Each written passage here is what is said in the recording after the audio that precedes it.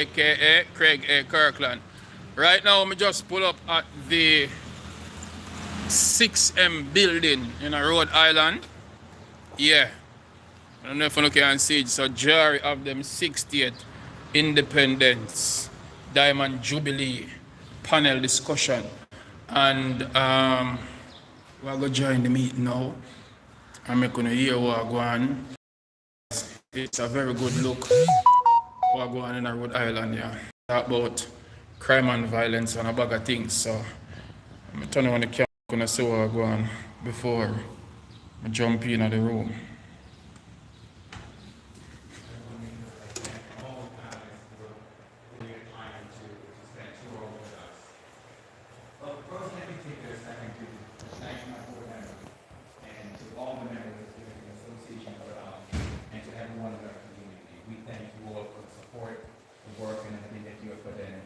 Truly appreciate it and value you. Let me just introduce to you our moderator for tonight, Dr. Catherine John. We want to thank you for accepting as your official member of JARI for moderating this event tonight. So we wanted Dr. Catherine John went to Boston College and Oklahoma State University, and presently she's at University of Rhode Island at Head of Africana Study at University of Rhode Island. We want to make sure we welcome you, and we're going to pass the baton over to Dr. Catherine John. Welcome. Thank you, Desmond. Slight correction, I worked at University of Oklahoma, not OSU. Thank you for Anyway, welcome to our panel discussion for this evening. As you can see, we are partly in person and partly on Zoom, also on. But we hope that regardless of the size and the location and the space that you are coming to us from, that you will enjoy the conversation. And I think that no matter how intimate or how broad, I think this is going to be a rich conversation for all of us. I wanted to make a quick disclaimer, an apology in advance. I have a little bit of a dry cough, which is a kind of coughing fit if it happens, but I'm hoping it doesn't. But please forgive me if it does at any point throughout our time.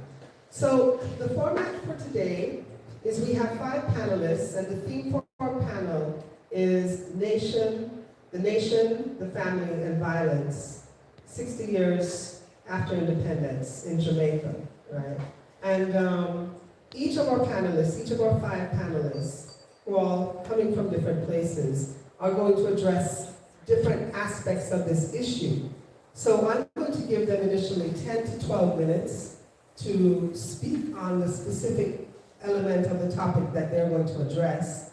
And then after that, I may ask some questions, and there may be some interaction between us.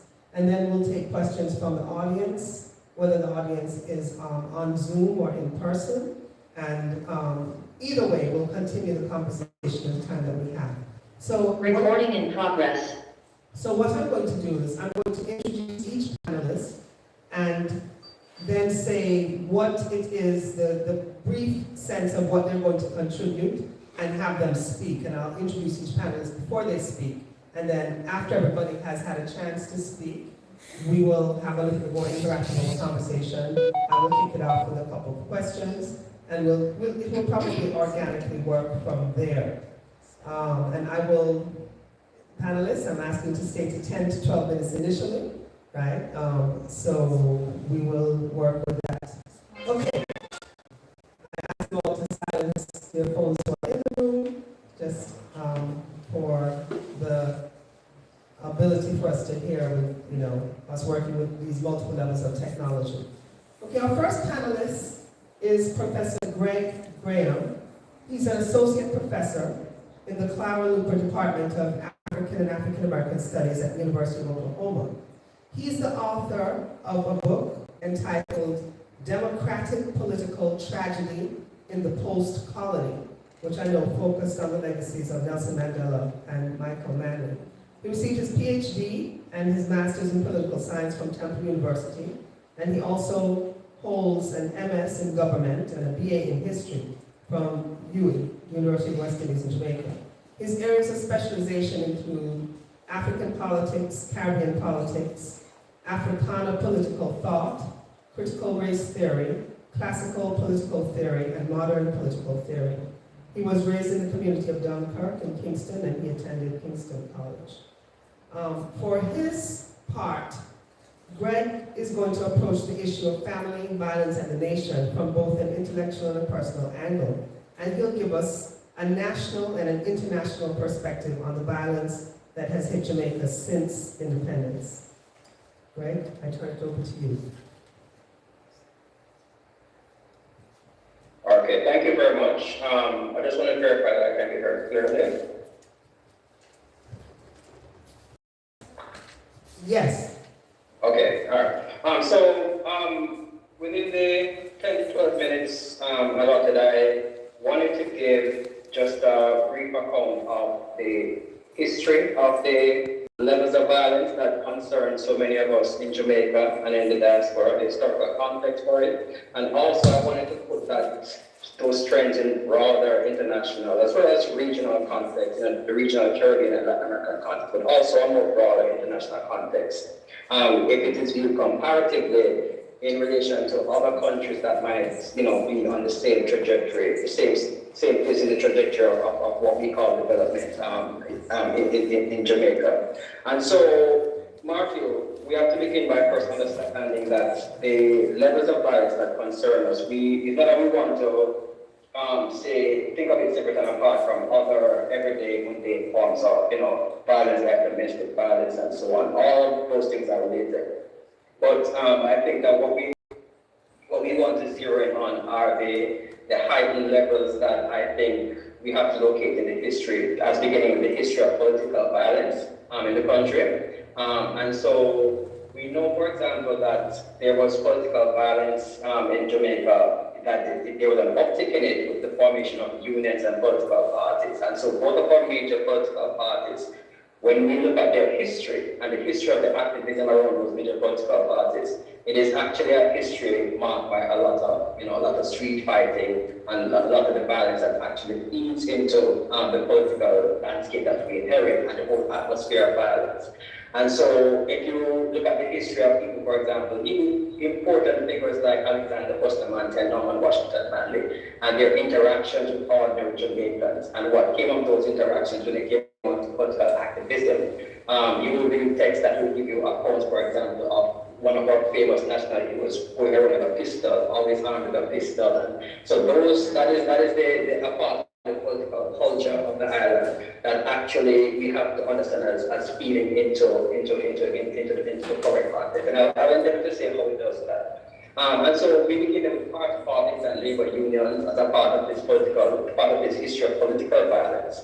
But also, we have to think about how things were exacerbated or made worse by the Cold War context. And the Cold War, as you know, is the conflict between the United States and the then Soviet Union, and how that conflict actually affected things on the ground. And those of us who were around in the 80s, and those of us who were around unconscious in the 80s, I was a little boy, in 1980. But those of us who were, around in the 80s, conscious of the country's political atmosphere in the 80s, would be aware of the kind of extremes that were undertaken in around the 1970s into the 1980s in relation to politics and this uptick in the extreme forms of violence that concern us. And so we have then two periods: the early formation of political parties and labor unions and their expansion across the island and the expansion of influence across the island and how those affect the formation of the nation. Because we know that political parties led to the formation of the union, the individuals who were active within them became instrumental in the formation of Jamaica as an independent state. And then we have the Cold War context of that leads to the 1980 election, which was one of our bloodiest elections.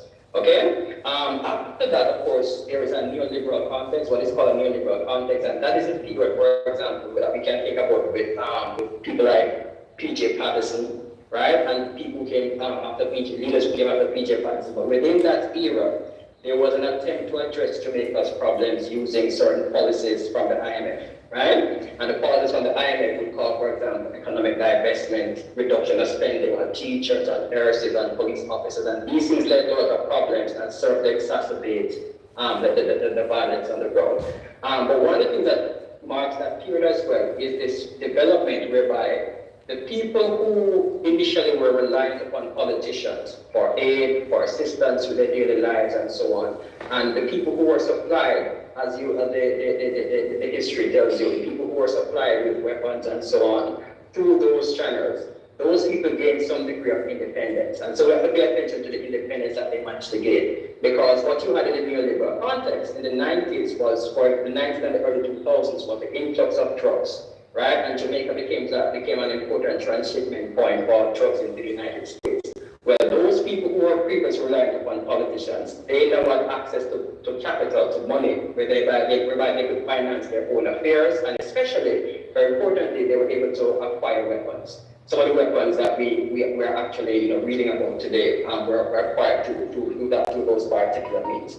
And so they became armed and they could sustain themselves without the help of politicians. Initially, in the earlier period, there was this excessive reliance upon politicians. Now you have a period in which they can actually fend for themselves. And so you have this declining influence of politics and more so the influence of criminal gangs and so on.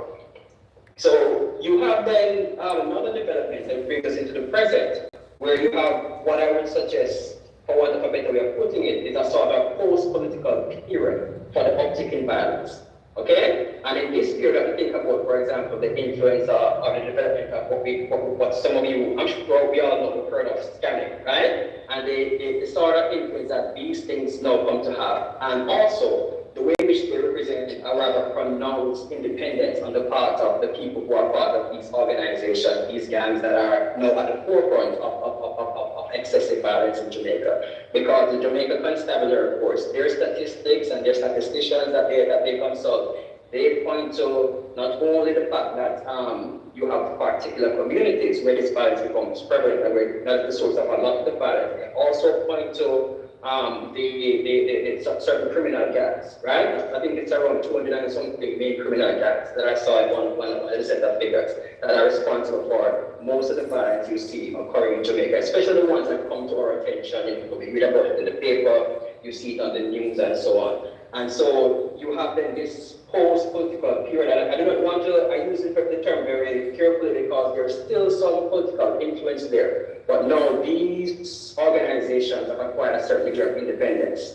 And these communities that are usually the source, that the police identify as the main source of violence, they have a certain degree of independence now from politicians.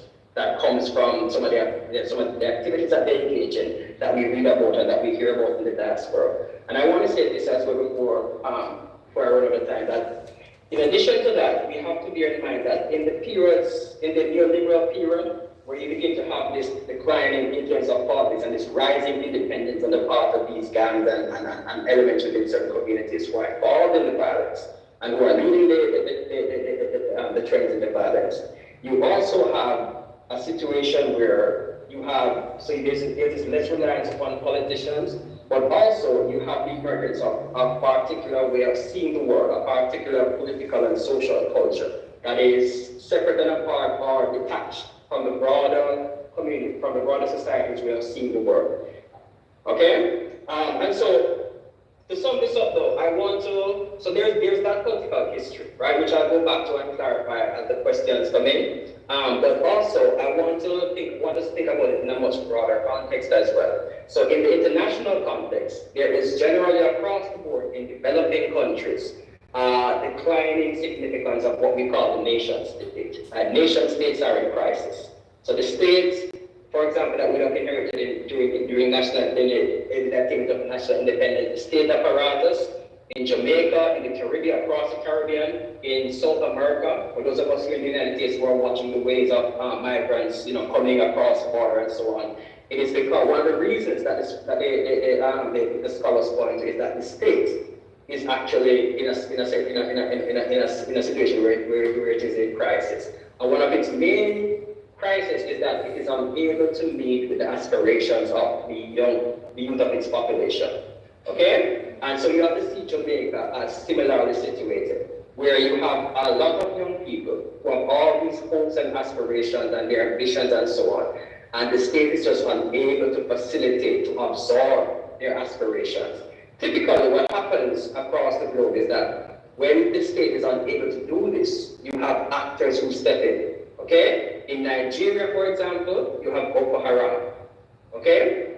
In parts of the Middle East, you had Al-Qaeda and other organizations who are able to step in and absorb the aspirations, not only shape the aspirations of these young people, but also to absorb them in a way that the state is not able to absorb them. And so one of the things that we have to think about as we think about violence and the family and so on, is that we have to think about the ability, the shared ability of the states that we are a part of, the state that we are a part of, the Jamaican state that we hold there, its ability to absorb the aspiration of these young people. Consider this, the JCA points out that the majority of violent murders that take place occur, the victims are males between the ages of 16 and 30. Okay? The vast majority of them, the victims are between the age of 16 and 30 and they are male. Okay? And they are also the main perpetrators. Okay, so you have this youthful population with all their aspirations, and the state generally is unable to make sense of, to really absorb and to channel these aspirations that they might have. And so that is a broader global context, and it should bring us to think carefully about the nature of the state, how the state functions, and the ability of the state to really get these things done. And so on one level, we can think, we might consider that the prosperity of the society, of our society, is going to have an impact upon its ability to deal with this thing we call, to deal with the matter of crime and violence.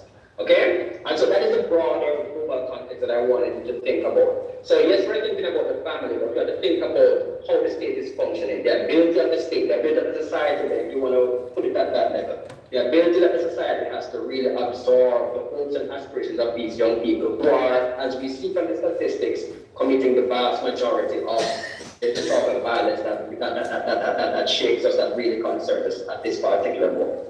And so that is a brief political history, and that is the broader global context for what transpires as far as violence is concerned in Jamaica. And then I don't know how much time do I have, Professor John? You have a couple more minutes. Continue.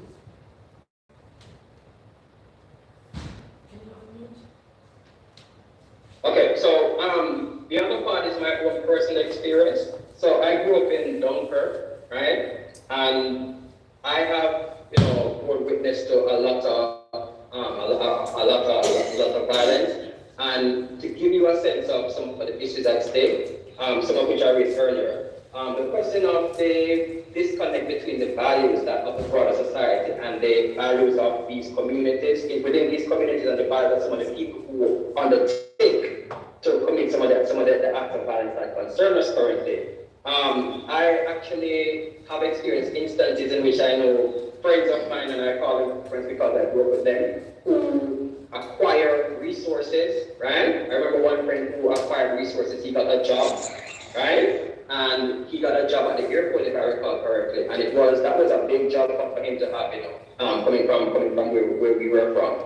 And when he got the job, one of the first things he did, and he confided in me that, listen, now I have my job, I can buy my gun.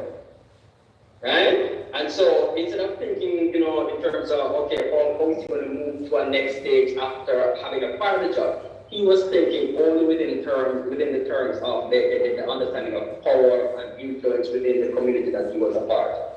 Right? So one of the things that we have to think about also is this disconnect. Okay? So we have to weigh this disconnect. Also, we have to hold it up against the ability of the state to really channel young people in particular, young people's hopes and aspirations, to really channel their hopes and aspirations towards a positive direction. And if the state does not have the resources to do this, then there are going to be non-state actors who are going to step in and who are going to carry out that particular role. Okay, so that is all I have to say for now. So I will clarify and so on as the questions come in. Thank you very much, Greg. We appreciate that initial overview. I'm going to ask you, I'm not going to ask you to answer this right now, but I want you to think about, for when we come back to a more interactive discussion, if you had to just articulate or sort of make precise for us the three main things that you would say from your perspective, looking at the national, the international, and the local scene, are primarily I guess you would say, connected to or responsible, right, for issues of violence that we're raising. I would just love to know what you would say. What are the three main things that you want us to pull, right, from what you mentioned? But now we're going to move on to our second presenter. These phones, my smartphone, I'm not recording. So our second presenter, Mr. Orville McTaggart. He's the father of four. He is a Kingston College past student and football star. He won Manning Cup, Oliver Shield, and Walker Cup. He's a former Bull Bay Football Club and Harborview Football Club player, two-time collegiate soccer All-American. He has a Bachelor's of Science and a degree in Marketing and Psychology, a Master's of Science degree in Organizational Leadership, and he's president of LEASE Promotions, Love, Education, Sports, and Entertainment, a community development organization located in Sandy Bay, Clarendon. As someone who currently resides in the parish of Clarendon and who grew up in Bull Bay, Orville will share with us observations about how violence has historically functioned in both rural and urban spaces from his perspective. We turn the mic over to Orville. Thank you, Mr. John. Is everyone hearing me? Yes. Yes. Is it? Yes. Yes, we're hearing. Yes, yes. Oh, Are you there? We're not hearing We you cannot now. hear you now. Unmute yourself, Mr. McTaggart. Yes. Okay. They can hear me now. Okay. Yes. I'm here basically to talk about the violence as I see it over the years, in our country here. I was privileged to have been raised in two different communities, one rural, one urban. My first years, I grew up in West Kingston, Jubilee Gardens to be exact. And after the second grade, my parents moved out to Bull Bay, 11 miles Bull Bay to be exact. That was more the rural area. Leaving from Kingston to Bull Bay was sort of a culture shock for me, because this was the first time I really saw people on an everyday basis in the everyday life carrying water, on carts, donkeys, and stuff like that, so it was a culture shock. Back then, the community used to be nice, used to be very wonderful. I mean, family was the main thing. Everyone was family, neighborhood family. Back then, the family was grown. Each family was grown by the community. You could go out and if you go out in the streets and you did something, your neighbor would spank you, and you would go home and not tell your parents. And so over time, that basically broke down. All that things broke down. And a number of reasons caused that breakdown. One of the things that in my perspective, caused that form of breakdown is the family values. For example, the quote-unquote grandmas. Back in those days, the grandma used to be a very old, someone who is up in age and very wise. Very wise, gray-haired. You go and you would sit and listen, and they are wealth of experience, would share with you, And so over the time, the age, grandparents sort of trickle down. I remember I have a friend now who is now deceased. He would have been 32 this year, and had he been alive, he would have been a granddad, because he got his first child when he was 16 years old, and she had her first child when at age 16. And so that was one of the things in the family values that sort of caused a breakdown in society, you know. The community used to raise our children. All of that, for the most part, is non-existent right now, you know. And I think one of the major reasons for that is that a lot of these younger parents, they don't want others to scold their child or scold their children, you know. Not physically scolding, but, you know, even verbal scolding. And so most children, if they know that if they go out and do something wrong, their parents, if someone scolds them, their parents would come and, you know, try to chastise that person who scolded them, you know. The parents will defend them, and so most of them, for the most part, do as they like. And so the discipline in the family, you know, the discipline in the family and the age, that wise old grandma, you know, that wise old grandma telling Sata is non-existent anymore. You know, and so children do what they want to do, per se. I remember playing football on the field a couple of weeks ago, and one youngster was telling me he's going to hit me in my face and what he's going to do. And I was like, it was shocking to me, because usually when I was growing up, if that had happened, you know, everyone on the field would have turned around, you know, and scored that person. So a lot of this thing has started because of the age group, basically, of the parents, you know. And so these younger parents in society, now they don't really look at the past and see what used to work as parents, you know, for the past, you know, for the parents, what our grandparents used to do, what the things that used to keep the family together, the discipline that used to keep the family together. And so that boy, that disrespect and that nonchalance in their behavior basically trickles, you know, all over our nation. You know, the violence that's here right now, it's really out of hand. It's very great. I remember moving to Sandy Bay 20 years ago, and coming from West Kingston, having that West Kingston background, I remember I used to tell the youngsters that I know around here, you know, oh, this is a kindergarten, man. Sandy Bay is a creche, Sandy Bay is a kindergarten.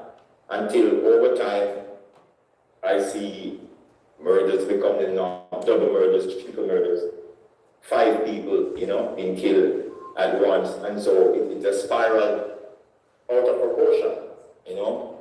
And the single most thing that has caused that violence in the area right now is the gun, you know.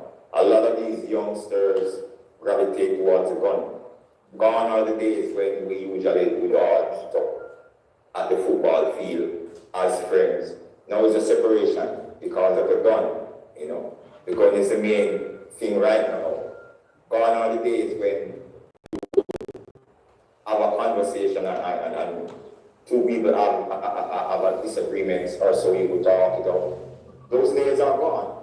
Now it's the days all conflicts, you know, all the conflicts that people have right now are being ironed out with the gun.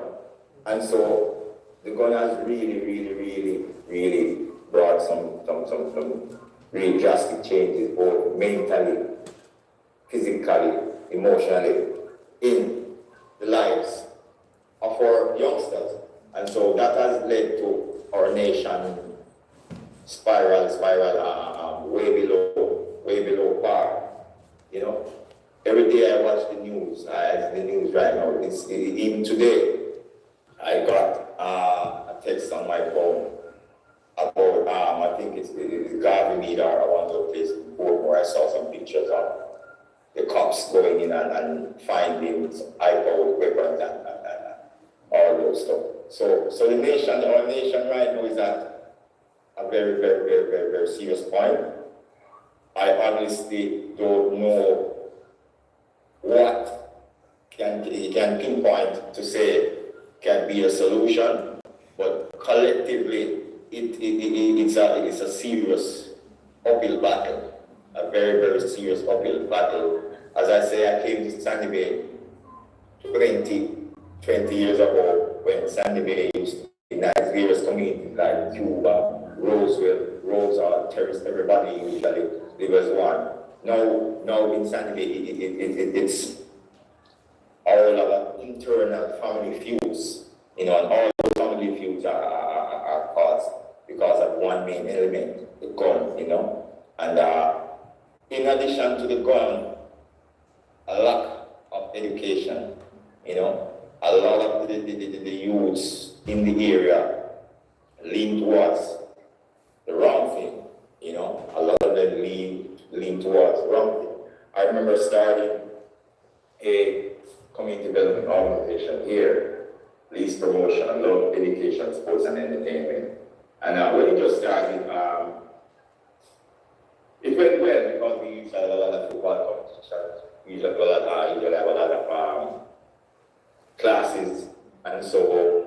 But over time, the generation for the past 10 years just basically gravitated towards something else. Here in Sandy Bay, right now, if I can recall, maybe there's only one youth I can recall who played in the past, the Casa Cup high school football. And when I just came here, almost every day during the Casa Cup season, my friends and I would say, okay, we're going to see, Glenn was playing today, we're going to see John. Garvey is playing today, we're going to see Paul. Clarendon College, and so all of that has basically broken down, and it's tragic. It's tragic to see what our nation has become right now. Our youngsters most of them have gravitated towards some things that, as in their term, things we usually burn out as youngsters, during our time. Things that we usually go against, Most of the songs that are being played, that are being sung right now, has to do with opium. When we were growing up, no one would come around and talk about, our friends would be associated with anybody who talk about opium and all these things. No, you couldn't do that. All of these songs now, most of the songs now, is all about pushing it out and total breakdown in society, They talk about guardrails, I remember growing up, if you would wear your pants above your ankle, you would be the laughing stock because people would ask you if you took your measurement in what pattern, I saw the youngsters now, I see them even wearing desert clothes and their pants is above their ankles. And so the whole fashion has changed, It's like almost every aspect of society, every aspect of our nation is going backwards, Sometimes I think, what will the next 20 years from now, what will our nation be the next 20 years? Yes. I implore our political leaders to step in and make some real changes. We need more community-based organization to get these youngsters out of the idleness, that they're having, that they're doing right now. We need more educational program. We need more sports program, to steer these youngsters. We need more programs for our parents. I know that a lot of parents, when they see these programs or these community initiatives that will assist them, mentally, physically, emotionally, in being better parents, they shun from them. And so we need to find ways of, getting these parents together. I'm the president of the PTA Association of Green Park Primary, where my son attends, and so we're trying it from there, we're trying it from that angle to get the parents, on a collaborative effort, to see eye to eye to basically make some change for this younger generation that's coming up, Yes. Things have really changed, things have really, really, really gone, and it's not just one issue that's the cause, it's a number of issues, and the family is the first source in socialization, and so it has to start from the family. So I implore that mothers, fathers, we need to put our feet down, and we need to start thinking together, not doing it just for our nation. We need to do it as a nation, because God knows what the next 10 years will be. Orville, can you hear me? Yes. Can you hear me? Yes. Thank you. I'm going to interrupt for a bit. We're going to bring you back in, but we're going to continue on. I just wanted to make one comment, which is the overlap between your presentation and Graham's in terms of the youth being the key, right? Yes. He spoke about that as the inability of the nation to meet the needs of the youth as one of the primary issues. Yes. That then gets filled by other things. But we're going to move on to our third panelist, and then we'll have an interactive discussion in a bit. Taitu Heron is a development specialist, human rights advocate, researcher, and poet. She's a graduate of UWI and the University of Cambridge, where she has received degrees in international relations and development studies, respectively. Her professional experience spans academia, civil society, and in that capacity she worked with WMW Jamaica, Caribbean Dawn, We Change, and the Tambourine Army.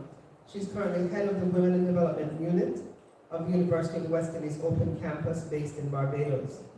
Taitu will add to our discussion on the family violence in the nation after independence by addressing the angle of policies imagined, attempted, or implemented, as well as the challenges presented. I turn now over to Taitu.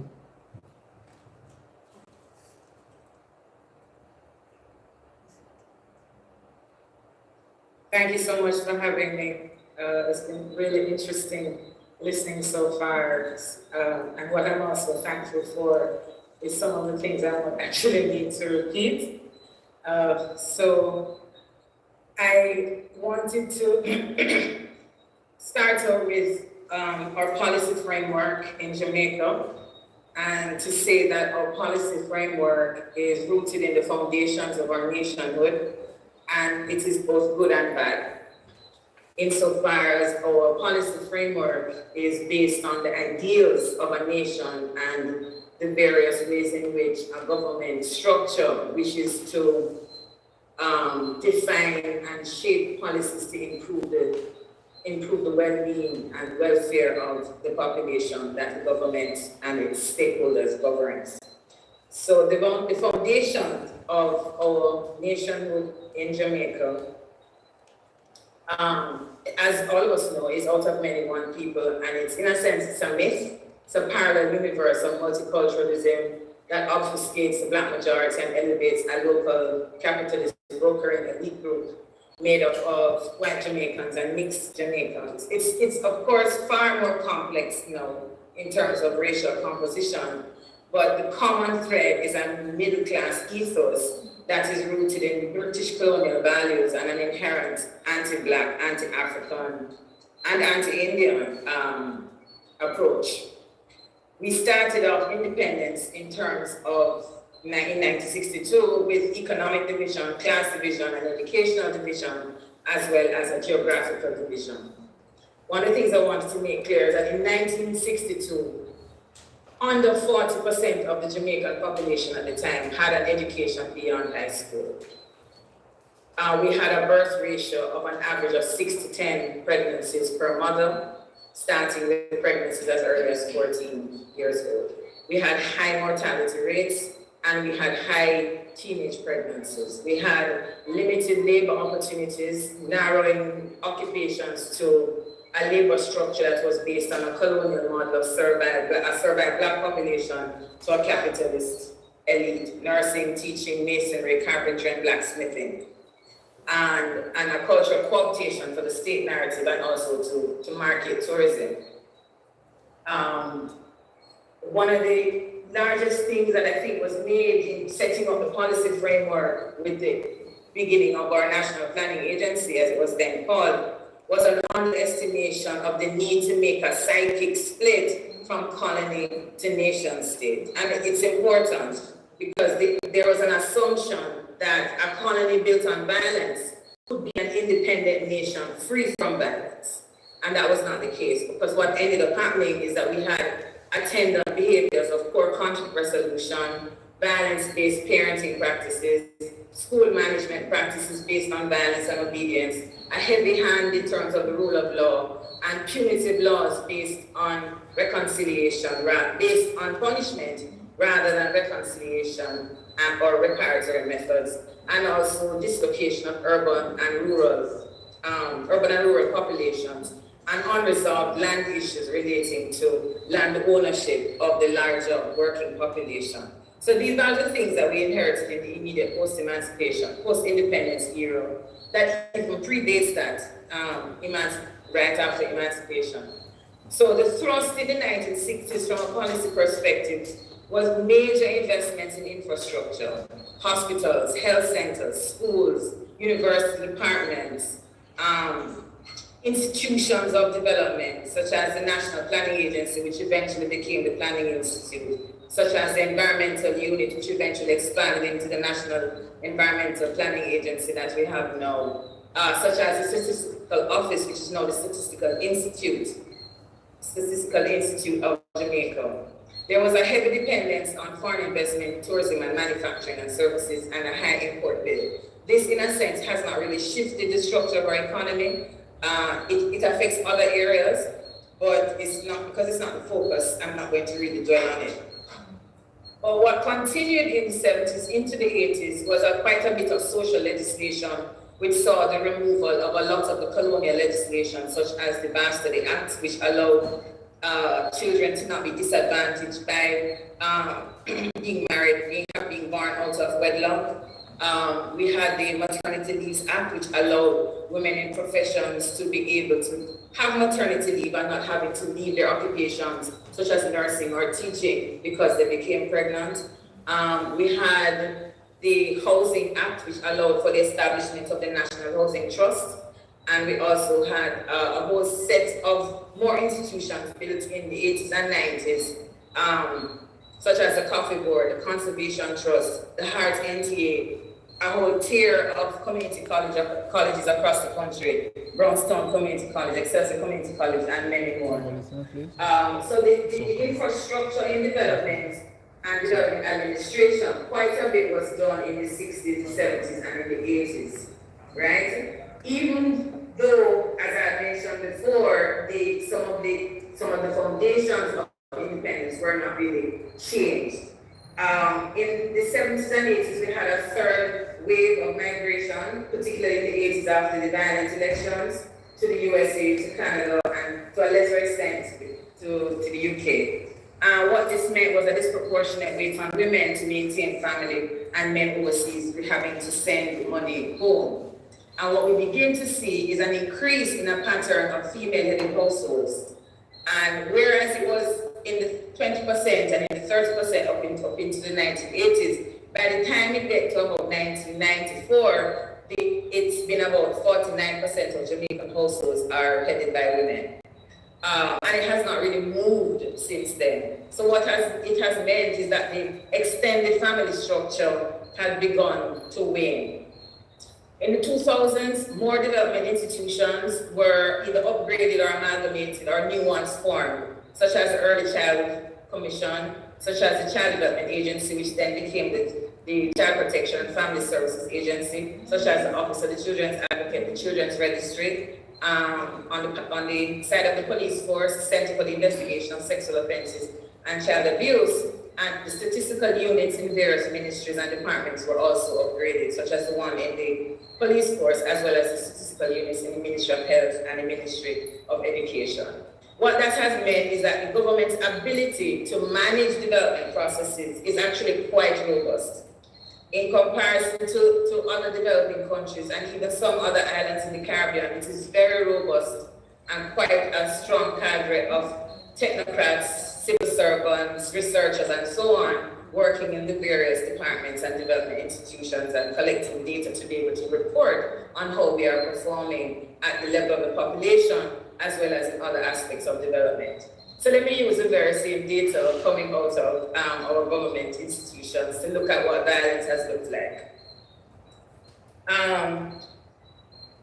From the Child Protection Family Services Agency, in 2020, they received 9,800 cases of child abuse in Jamaica. And in most cases, actually 63% of the perpetrators are a family member. Either a mother or a father or another relative. In terms of sexual abuse and exposure to children who are exposed to sexual abuse, who are sexual abuse, we have over 3,000 reports of sexual abuse in 2021, all by a family member, uncle, father, stepbrother, stepfather, and so on, right? And I'm going to continue with children. In 2020, 47 children were murdered, 29 males and 18 females, right? According to the Children's Registry, there were an average of 7,800 cases per month for child abuse in Jamaica. And UNICEF reports that 80% of children in Jamaica will experience some form of psychological or physical violence based on discipline or parenting practices. And that 79% of our children will witness violence in their communities or in their home. 24% of girls between 10 to 15 were forced to have sex as their first sexual encounter. In the older age group, 25%, 15 to 24, also experienced sexual violence as their first sexual encounter. So as you can see, there's a problem. 6 in 10 students have been bullied at some point, and corporal punishment is outlawed in all of the early child institutions, but remains legal in the higher levels of schooling. So violence as punishment is allowable by law. If we move to the adults now, the homicide rate in 2020 was 67 to 100,000 residents, and this was an increase by 3.4% from the year before. And it is actually 3 times higher than the average for all of Latin America and the Caribbean. Forbes magazine lists Jamaica as the most dangerous place, 3rd most dangerous place globally for women as it relates to sexual harassment, rape, and assault. And in terms of homicide, we are the 2nd highest rate of, femicide, with international femicide over. Jamaica has the 2nd highest rate of femicide, that is women who are killed by their partners. Followed only, beaten, and it's not in a competition, by El Salvador. I can't spend, I see my time is up, right? I'm going to just take the 2 minutes and wrap up. Take 2 minutes and wrap up, yes. Right, so the homicide rate, of course, is also quite high. When we look at murder versus injury, we have over 1,200 murders recorded in 2020, and 90% of those were domestic-related murders. In terms of injury, over 1,000 persons were injured in 2021, and gang violence is responsible for 40% of them. The IMF speaks to crime and violence being the #1 impediment to Jamaica's economic growth. And Jamaica, the government has concluded that corruption and violence and connecting it to transnational crime facilitates a grave threat to national security. So even though all of that has been, we see the statistics, they're not pleasant, they're actually heartbreaking. But in the midst of those statistics, we have quite a few policies: the National Sexual Harassment Policy, the National Integrated Plan on Children and Violence, the Parenting Support Commission, which is supposed to help parents managing their parenting practices or to change their parenting practices from one that is accustomed to violence as punishment to one that's more conciliatory and disciplinary in a different way. We have standards for early childhood institutions. We have a social protection strategy. We have a poverty reduction strategy. We have a policy on gender equality. We have a Child Care and Protection Act, one of the most robust child care legislations in the entire English-speaking Caribbean. We have a Child Pornography Act and an Anti-Trafficking Act, also best practices in the English-speaking Caribbean. We have the Sexual Offences Act, also one of the best practices in the English-speaking Caribbean. The Domestic Violence Amendment Act, which I've been told needs some amendment because the last time it was amended was 97. And in more recent times, the Emergency Powers Act, which deals with the state of emergency zones and issues that the government has been trying to implement since 2019. And what our development institutions have been able to do is give us a robust set of policies, plans, and legislation to govern what happens to the population, right? Including the statistical background to it as well. This is the Labor Force Survey, our survey of living conditions, and so on. But what we have been suffering from are four main things, which I mean, we can be much deeper, but I'll just throw them out since I have to conclude. An implementation deficit. There's a huge gap between the laying out of policies and plans and legislation and actually implementing them. We have a low turnover of bureaucrats, where you find that somebody will occupy a position in government for 20 to 30 years. So new and young citizens gotten their university degrees or so on want jobs, and they want to serve in the public sector, cannot, because there's a bottleneck of, for want of a better phrase, old people at the top who just don't leave. Yes. So that prevents, it causes a bottleneck because it affects how policies are implemented, because they have conservatisms with how some of the legislation, how some of the plans should actually be implemented. And then also the politics, you know, the partisan politics sometimes interferes with implementation. And as we all know, aspects of corruption in different parts of government, particularly as it relates to when our implementation plans are tied to funding, and then there's a lot of kickbacks around the funding and so on. So that is where the corruption comes in. A major lack of focus, and that I'm seeing come out in terms of how it's spelling out in the violence now, is we have never had a focus on mental health. Never. Not from independence. And I think that is where the seismic split occurred. We didn't see it as a potential problem, and it is still not being focused on. Our mental health legislation was in 1947, and it was amended in 1999. But the model is still pretty much colonial, and it really requires a lot of work and a lot of support. Because based on what is happening in the country right now, we are socially imploding, and there are so many other things that are happening that, to me, tells us that we are a population with significant amount of suffering and intergenerational trauma that is not being dealt with by adults, and therefore we are inflicting on our children. So we have our work to do, and I'll just leave it at that for now. Thank you so much. Thank you, Ms. Erin. We appreciate your very substantial statistics and commentary. It has given us a lot to work with in terms of our Q&A. We have two more panelists before we get to our interactive conversation.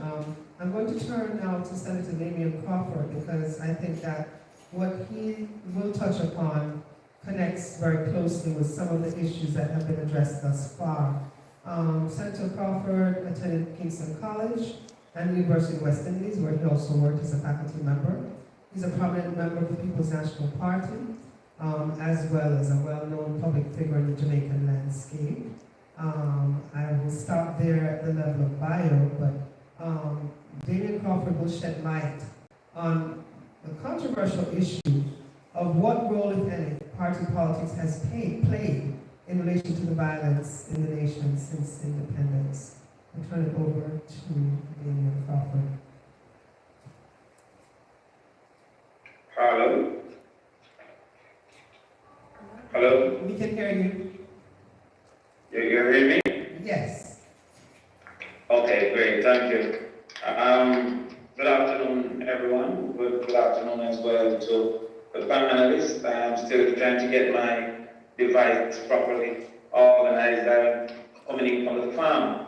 But yes, the highest increase or the most dramatic shift in our crime statistics in Jamaica can be associated with the political warfare that happened around ideological premise in the late 70s and 80s between the People's National Party pushing a socialist platform and the Jamaica Labour Party by extension pushing a conservative capitalist platform.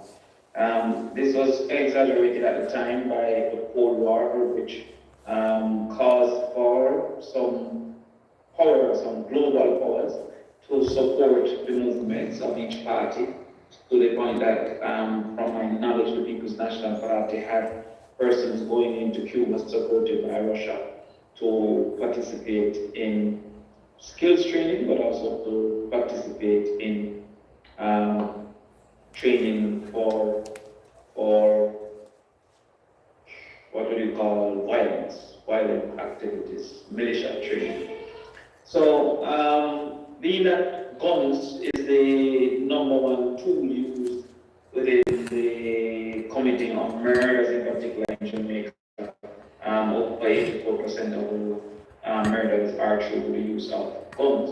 And the fact that in the meaning, this culture of guns would have been introduced in that period of political warfare. It can reasonably be said that the seed for what we are now would have been planted by those who were seeking power. Some people claim that it is no different of a fight than it was with the blue against the gray in the United States, based on the opinion of how the society should be organized. But what was entrenched out of it, because it wasn't organized military, but really the use of persons of low income with the dependence on the political outcomes, it left those persons to seek alternative methods to use tools of war, tools of murder that they had at that point been given by these political parties. Now that led to what many persons call a garrison, coming from the army term to be the storage of weapons.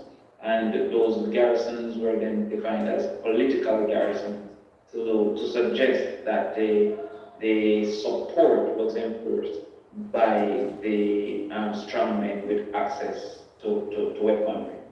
It is my personal opinion that at this time, those communities would have been unfairly termed political garrisons because the support is currently in the main voluntary. I would propose to you that 80% of those who live in Jubilee Islands voluntarily support the trail people, and 80% of those who live in Jungle or Finland voluntarily support the PNP at this time. And by extension, it's no different than a red state and a green state, that the opinions of the people have caused for voluntary support of the Republicans in Texas, and that's not the garrison. And for the Democrats in New York or California, and that's not the garrison. So over time, the political wars, etc., has caused for that entrenchment of support, voluntary support. It is also my opinion that the criminal effort has been widely separated from the political effort, partially because, again, these people are already volunteering within the state, so you don't need a strong man for your political numbers, being that these people are disposed to support your political party. But additionally, the criminals don't need political support, especially for income generation in the days when contracts would have been a major source of income generation. That is no longer so, and we find that scamming or drugs running or extortion are now higher beneficiaries, and the methodologies of contract distribution would reduce the political influence on who gets these contracts based on the requirement for it to be advertised. And I'm speaking to contracts of sufficient value that criminals of high repute would be interested.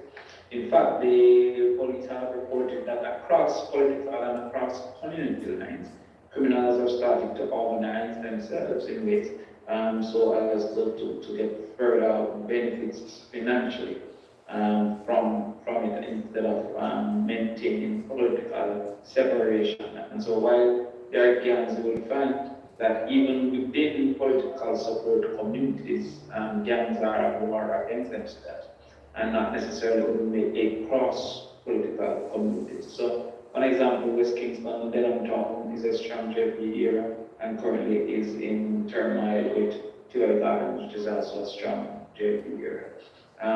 It was once upon a time almost automatic that the Tivoli versus matches the interest across political divides. You also found that within the South St. Andrew constituency with about 80% PMP support, and also in Portia Stimson's former constituency that would have a high PMP support. There are gangs at war with each other. So from just the effort to gain political power, I think that violence was planted, especially gun violence, and if we can propose our posit that had there been less access to guns and less of a culture and embracing of guns, then altercations would have ended with less murder than guns have facilitated and created. Now, equally, politically, there are ideological bases that political parties are formed upon and that they gravitate towards.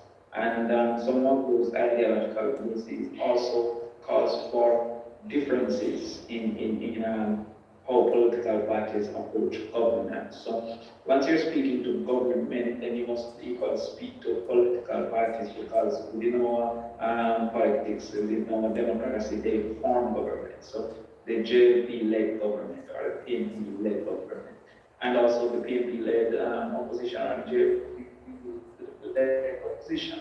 And that is very important, as I heard one person spoke to the state of emergency as a tool to fight crime. What is the PNP's opinion? And the necessity of having agreement, PNP agreement at that level for that to be implemented. It's important that we point out that the way our government is set up, it was set up so that the person elected have high probability of implementing their opinions. And so most things within Parliament is based upon what you call a simple majority, which means more yeas than nays. And because the political party in government will have had a higher number of persons in Parliament, then what it proposes using its whip, etc., would suggest that it is most likely to be successful.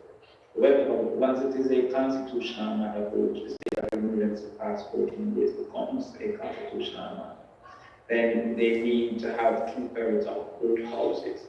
Now, if the government hadn't had a big majority, it would be unlikely to get 2/3 of the lower house. So currently, that's likely because JP had a large majority. It wasn't likely in 2007 when it was 32-31. It was likely in 2011 when PNP had 42-21, but it wasn't likely in 2016 where the JP had 33-29 or something like that, or 33-30. So it is now possible in the lower house with the JP having 49 to the PNP 14, but it would not be possible in the Senate, because by design the Senate is not based on the number of seats won, but actually where the PNP has 8 and the JP would have had 13. To have 2/3, the JP would have had to be able to convince one member of the PMP Senate and to move in that direction. Now, you would have remembered there was a time that there were proposals of letters to be signed, etc., to ensure that the person vote in line with the party. That is the extreme, but that is not that's not contrary to how it operates, meaning the political party expects that the Senate, in the main, will move in the direction that is being designated by the party. And so there will be some crime fighting. Are you hearing? I'm sorry. There is some crime fighting efforts that would be difficult to implement, especially if it has any. In particular, if it has any constitutional conversations and considerations. So even with the new proposal about the Bail Act, that would definitely have constitutional considerations, the right to bail, etc. And the opposition, if it is not so minded, whether because of ideological principle or political benefit, if it is not so minded, it will not allow for the government to implement those. So moving away just simply from the attainment of victory and the political competition, the political parties also impact on the possible solutions for crime as it comes further into governance and how persons go about implementing the government. Politics impacts crime as well because every 5 years people vote on certain things. People are satisfied by certain things. And it is highly probable that the benefits to be gained from every a short-term outcome. So you will find, for example, there's great political value in fixing a road that wasn't there yesterday and is now there today. There may be more political value in welfare, but there might not be extensive, immediate political value in the necessary things that need to be implemented for criminal activity, and so to end criminal activity. And so you would please indicate when the time is up, because I don't have time. So you would find that in our current circumstance, the quote-unquote war against crime is really just a overt war against current criminals, while there is no clear effort to end the situation, the circumstances that creates a disposition and an inclination for persons to enter in it. So most of our efforts is in mapping up the water, but very little effort is in fixing the pipe. Mapping up the water is more politically beneficial, it's more obvious, it's more immediate, it can be seen, so you might reduce it by 50 or 100 or 200, you report a 2% reduction or a 3% reduction in murders, but you have not done the necessary things for the 5th grade and the 3rd grade and the 11-year-old, so that he is less disposed to enter upon that reference. For example, they say many of our people are unattached. We have not engaged in the effort to attach them, because that has less political value than to say you arrested a few people or stuff like that. So from that governance standpoint, you find that the political parties are more inclined to do what is immediate, but that immediate will only lead to short-term gains than anything else. Not sure the question is to me, if I'm hearing Catherine. Yes. I'm going to interrupt. Yes. Can you hear me? Yes. Okay. Yes. I'm going to interrupt just for, in the interest of time, for our last panelist to come in, and then we can move to some more conversations. But I do want to register that there has been one question raised, Damien, and not for you to answer now, but for you to answer later. One broader discussion as to whether there's real freedom within various communities to, vote in a direction that is not the one that the community is primarily associated with. But we will come back to that. We'll move on to our last panelist, but not the least. Representative Marcia Ranglin Vassell. Representative Ranglin Vassell is a progressive Democrat. She was first elected in November 2016 and represents House District 5. Representative Ranglin Vassell is one of the strongest voices and leading advocates for the fight to end gun violence in Rhode Island and dismantle the school-to-prison pipeline. She believes strongly that everyone should have access to the same opportunities in education and employment and overall quality of life regardless of zip code.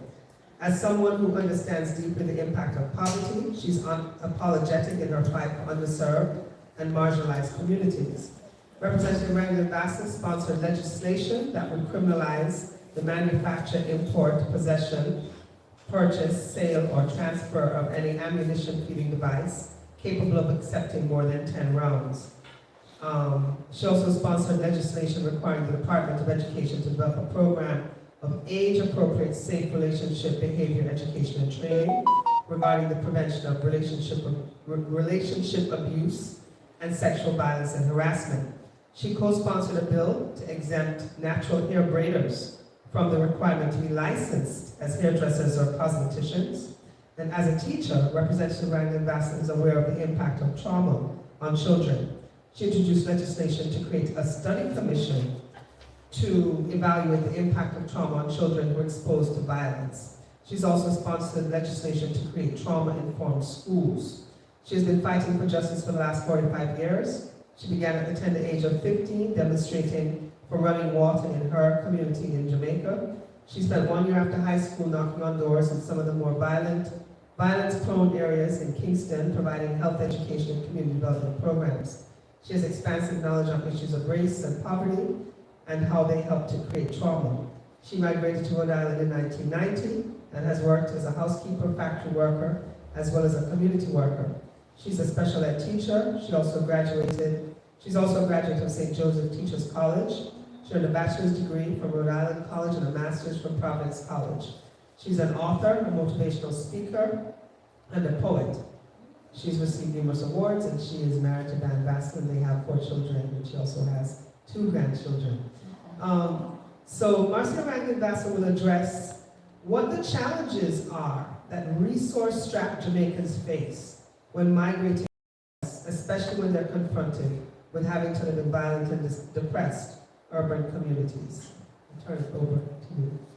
Thank you so much. And I want to thank everyone in the audience who's here, those of you back home, and those of you that are listening globally.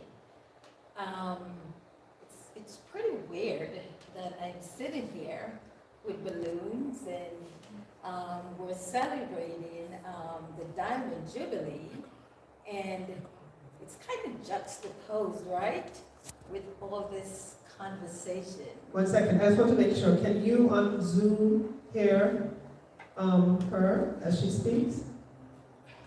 Yes. The panelists? We're hearing fine. Okay. Okay, good. So it's really weird that we're celebrating 60 years of independence, and I am sitting here flanked by balloons, and you there are in the audience, and you look so fabulous, and everyone all over the world who's watching us. I'm sure you're thinking of this weekend, or since August 1st, and we're in this mood to celebrate. But we're also thinking about all this trauma, right? And all this violence and all this really, really tough stuff. Before I go into that, I want to acknowledge the other panelists, because I don't think I said that, and I don't want to be rude. So I want to acknowledge you and to thank you for being here and to be part of such robust conversation. I want to acknowledge our moderator, and also the president of the Jamaica Association of Rhode Island, my brother Desmond Ranglin, and the board of directors and the members. I just want to wish you a really, really happy independence amidst all of what we're going through. So let me try to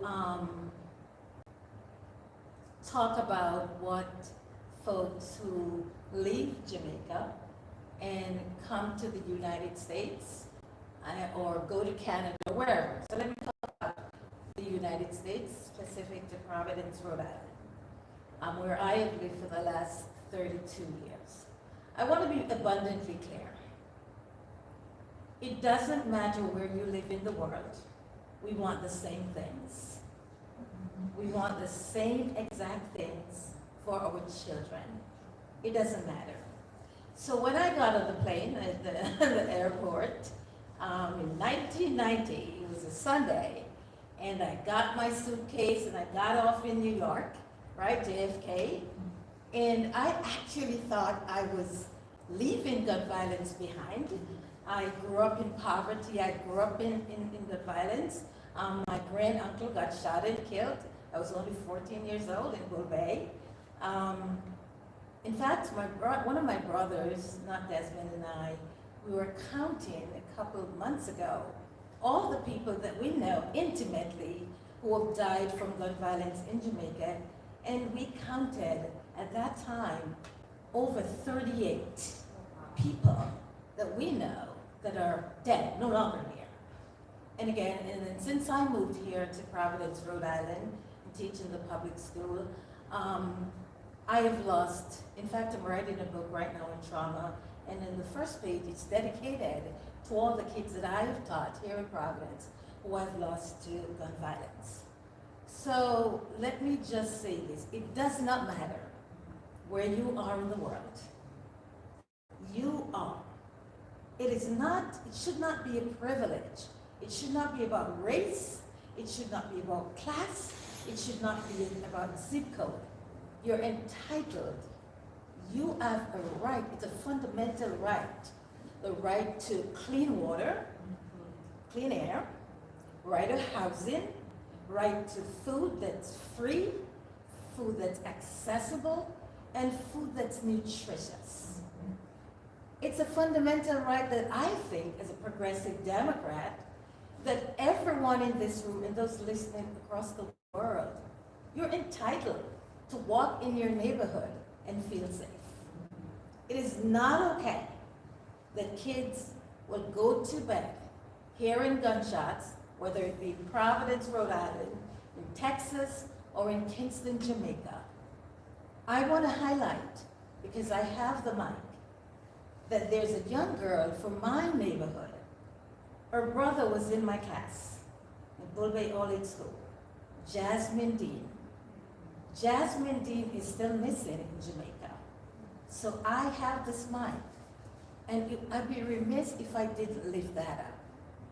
And so we hear all this data, and we hear all this really, really sad stuff, and all this stuff that, by the way, is pretty triggering for many of us.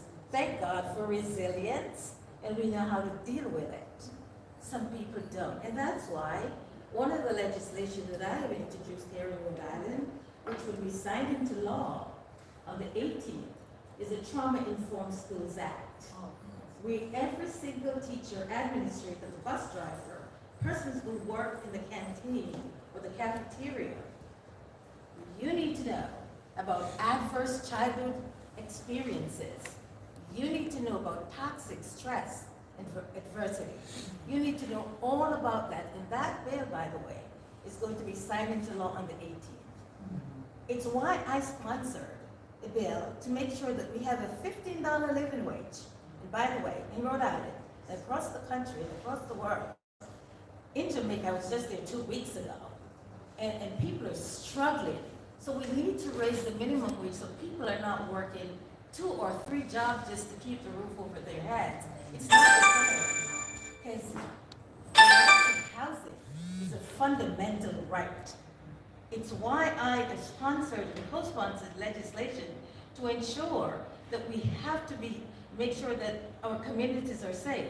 So what did we do? We banned bump stocks. We said if you have a gun, you cannot go onto a school compound in Rhode Island. You just can't. It's one of the reasons that a couple months ago we passed a law and signed it into law that says you cannot buy a gun or ammunition unless you're 21 years old. It's why I sponsored the red flag law in Rhode Island that says if somebody that lives in your house or knows you, know that you have mental health issues, and you may be homicidal or suicidal, we have the right to petition the court, and we can take your gun. We can take your gun. And you have the right to go back to the court, get a letter from your doctor, and say, listen, I'm okay, I'm not a threat to anybody, and you can have your gun right back. Let me be clear, I believe in the Second Amendment. If you're legal and you can have a gun, you can have your gun. But I am afraid that a lot of people with guns, it's in the wrong hands.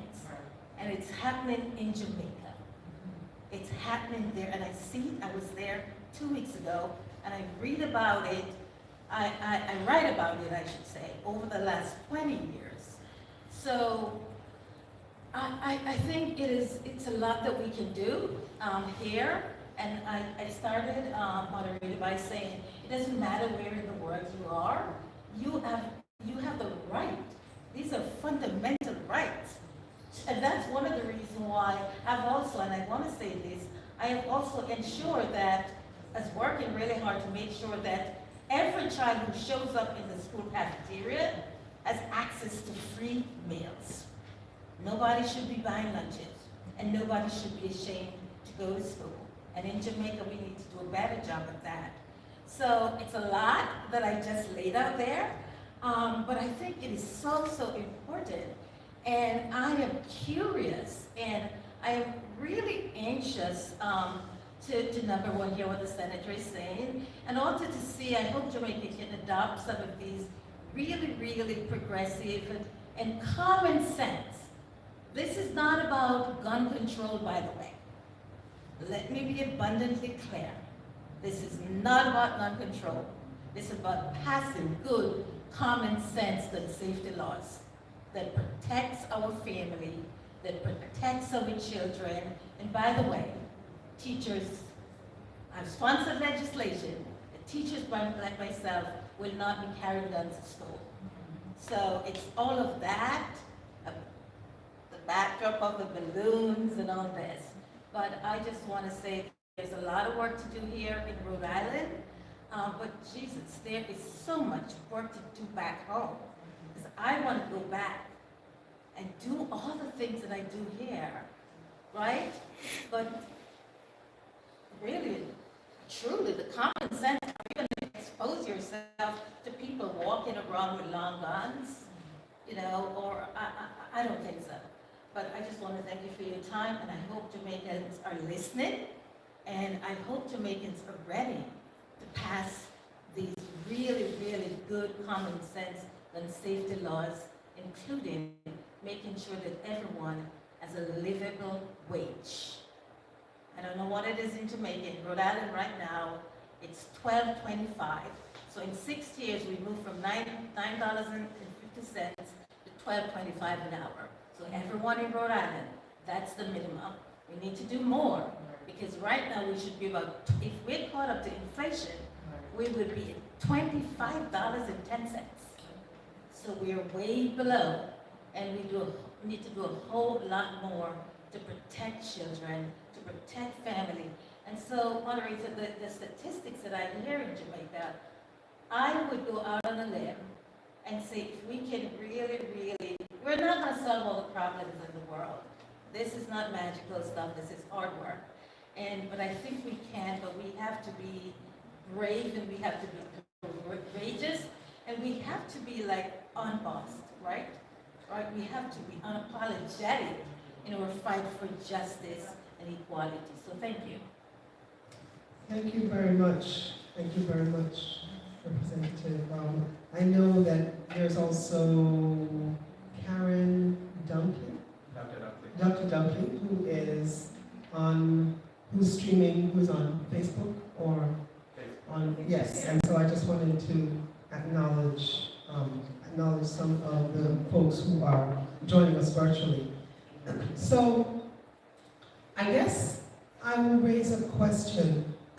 Initially, there were a couple of things hanging in the balance that I wanted some of the panelists to respond to. But what I would say is when you respond, if you can respond as specifically and with brevity so that we can get to the point where we can open it up, right, for the audience to ask the questions that they have. So I have some questions, but I'm going to open it up. But I first wanted to come back to a couple of the things that were hanging in the balance. One was hearing from Professor Graham again as to, since he gave the big overview, if he had to concisely say what 2 or 3 things, right, does he see as the sort of sources at the national, international level. I think we had a really, really nice and tight and concise data sets from Taitu Heron.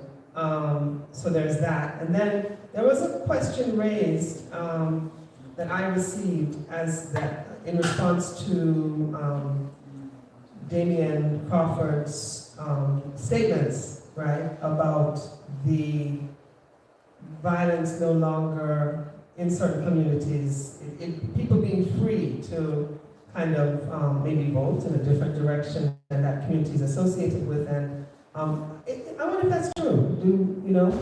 I wanted to open that up to see if others had different views of that, and why are they different than, David, what you were presenting. So I'm going to open it back up to the panelists for a bit, and then I'll open it up to questions from the audience here, audience on Zoom, and I certainly have other things to ask about if there aren't questions, but I turn it over.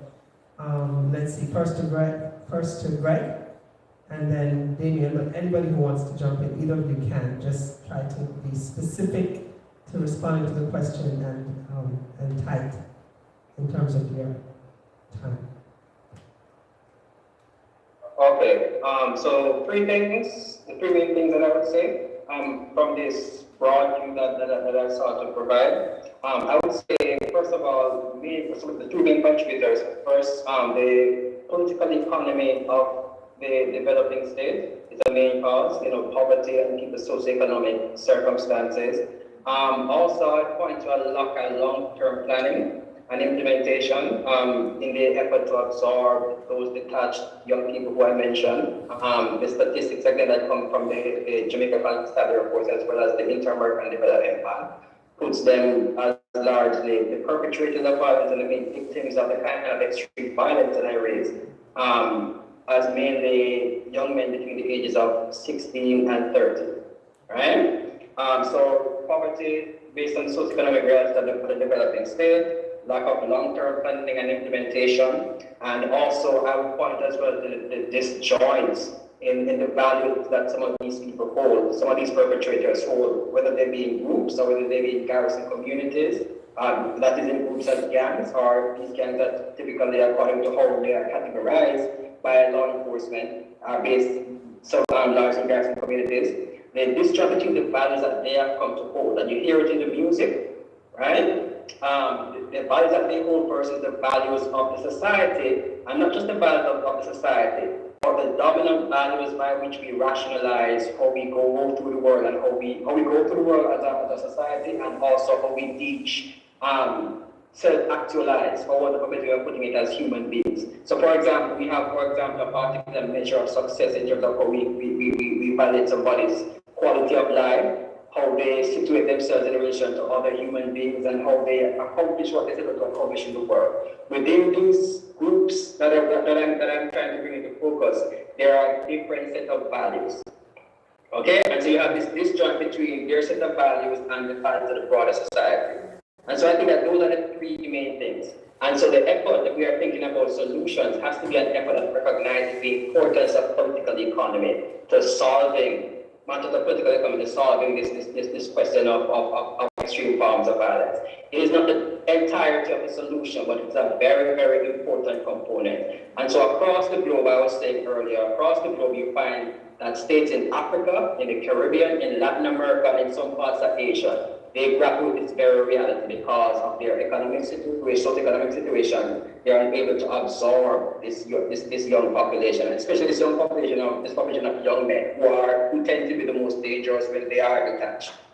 Okay, so those are the 3 things that I would point to. But also, personally, Professor John, before you come back, I wanted us to also think about the role of the diaspora in crime and violence in Jamaica.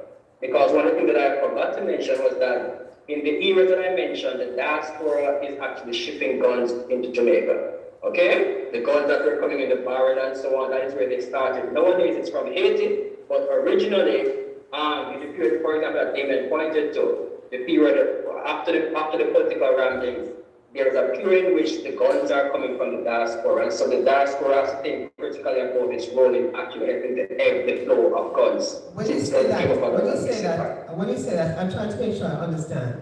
Are you suggesting that it's random diaspora residents? Like who's, I mean, because they're not... No. So I'm not saying it's, I would not suggest that it is organized, but it was significant enough. Okay? Although it was, individuals, in some instances it was linked to elements of gangs linking between here and between the diaspora and Jamaica, right? But in addition, there of course are, detached random people who are sending weapons back home. But the cumulative effect was profound. Okay? The cumulative effect was profound. And so when we measure, for example, we try to estimate the amount of guns that were caught at coming through customs, and think about the amount that actually made it. It was a profound, it had a profound effect. Nowadays, I don't know how the statistics are nowadays, but nowadays what we know, and you hear it again in the popular discourse, that is in the music. Nowadays, the main source of one of the main sources is actually now Haiti, the accessibility of weapons from Haiti. Right? So, but in the past of the diaspora era, and I do not want to say without having any concrete data, but I would suspect that there is still that role. And so our part in raising awareness and thinking through measures of helping to end that flow is also important. And so it's one thing to look at Jamaica and say, okay, there's all this unfolding, but we must think critically also about the role of people in this part of the world who might be contributing to it as well. Okay, I wanted to ask you, Mr. Graham, one quick question, but keep it very, very short because I want to go on back to Mr. Crawford and open it up generally. You also are from the Dunkirk community. What is your view of the question that was raised, to me via media about whether or not people in various communities feel free at this stage to move in a direction that is opposite from the party that the community may be associated with? I would say that based on my experience, Garrison Life, living in the Garrison is a voluntary organization. Yeah, living in the Garrison is a voluntary organization. You're talking about, to put it in plain Jamaican terms, a culture where people know that if you go the wrong way, you're also going to get wound up. Right? That is the reality people live with. And so, there is real violence on the surface to keep people in check. And there's also an atmosphere of violence where people know that if you step out of this political, the violence is going to be brought to bear upon you. And so although the politics is not as pronounced in terms of accessing weapons and organizing criminal groups and so on, although the politics is not as pronounced, there is still the latent underlying atmosphere of violence that prevails in relation to how people understand themselves now, let us say in terms of their political culture, how they understand themselves in their political culture as belonging to a party and being expected to vote in a particular kind of way. And so I would push back against the idea that you can just get up, because even if you can just get up and move, you have to think about, for example, people's socioeconomic reality. Where are you going to move to? This is your house, you're probably, in dire economic straits, etc. It is not easy to get up and move, so there is that element to the coercion as well, the socio-economic reality that actually adds to the element of coercion. So although it is not clear, it is not as pronounced as in the past where people come and say, you know that you have to vote a party, that kind of way. It is let's think of it as an unspoken rule that has that particular element of violence to buttress it. Okay, Mr. Crawford?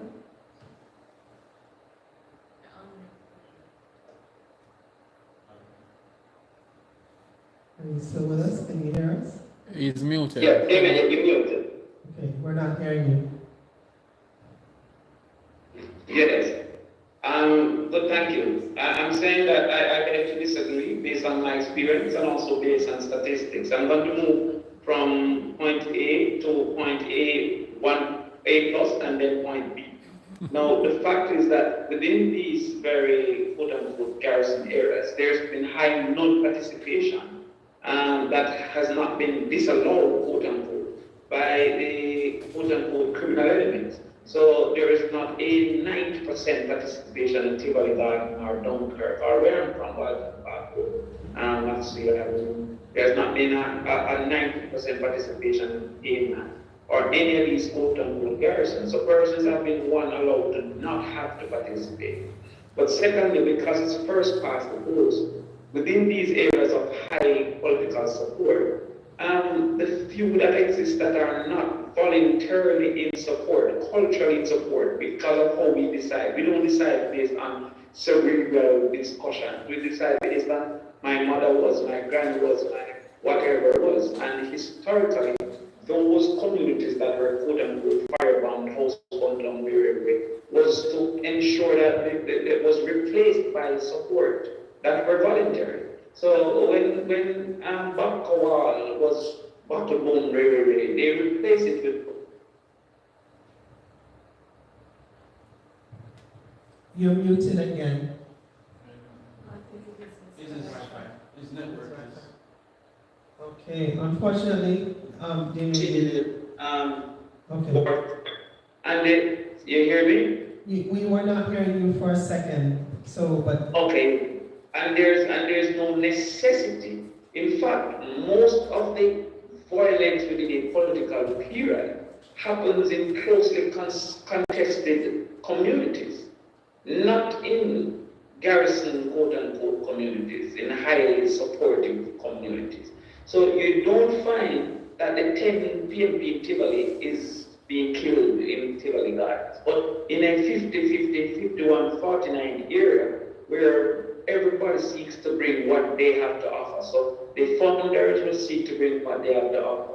The churches will seek, the pastors will seek to bring what they have to offer.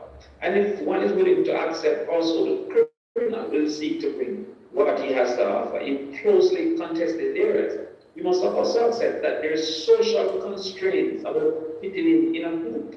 So a person who lives in an area that is predominantly supportive of even a religion will find some social constraints to not participate in what the general direction is. And so, therefore, I have not seen, in my experience, in a strong area that I had an election, have a view of violence to ensure that it must remain. And I'm not seen in weak areas like Gordon Town violence that you can't shift. So in my experience since 2011, I have not seen the necessity within high support areas to maintain criminal influence in either participation or in how you participate. Okay, thank you for your response. Yes.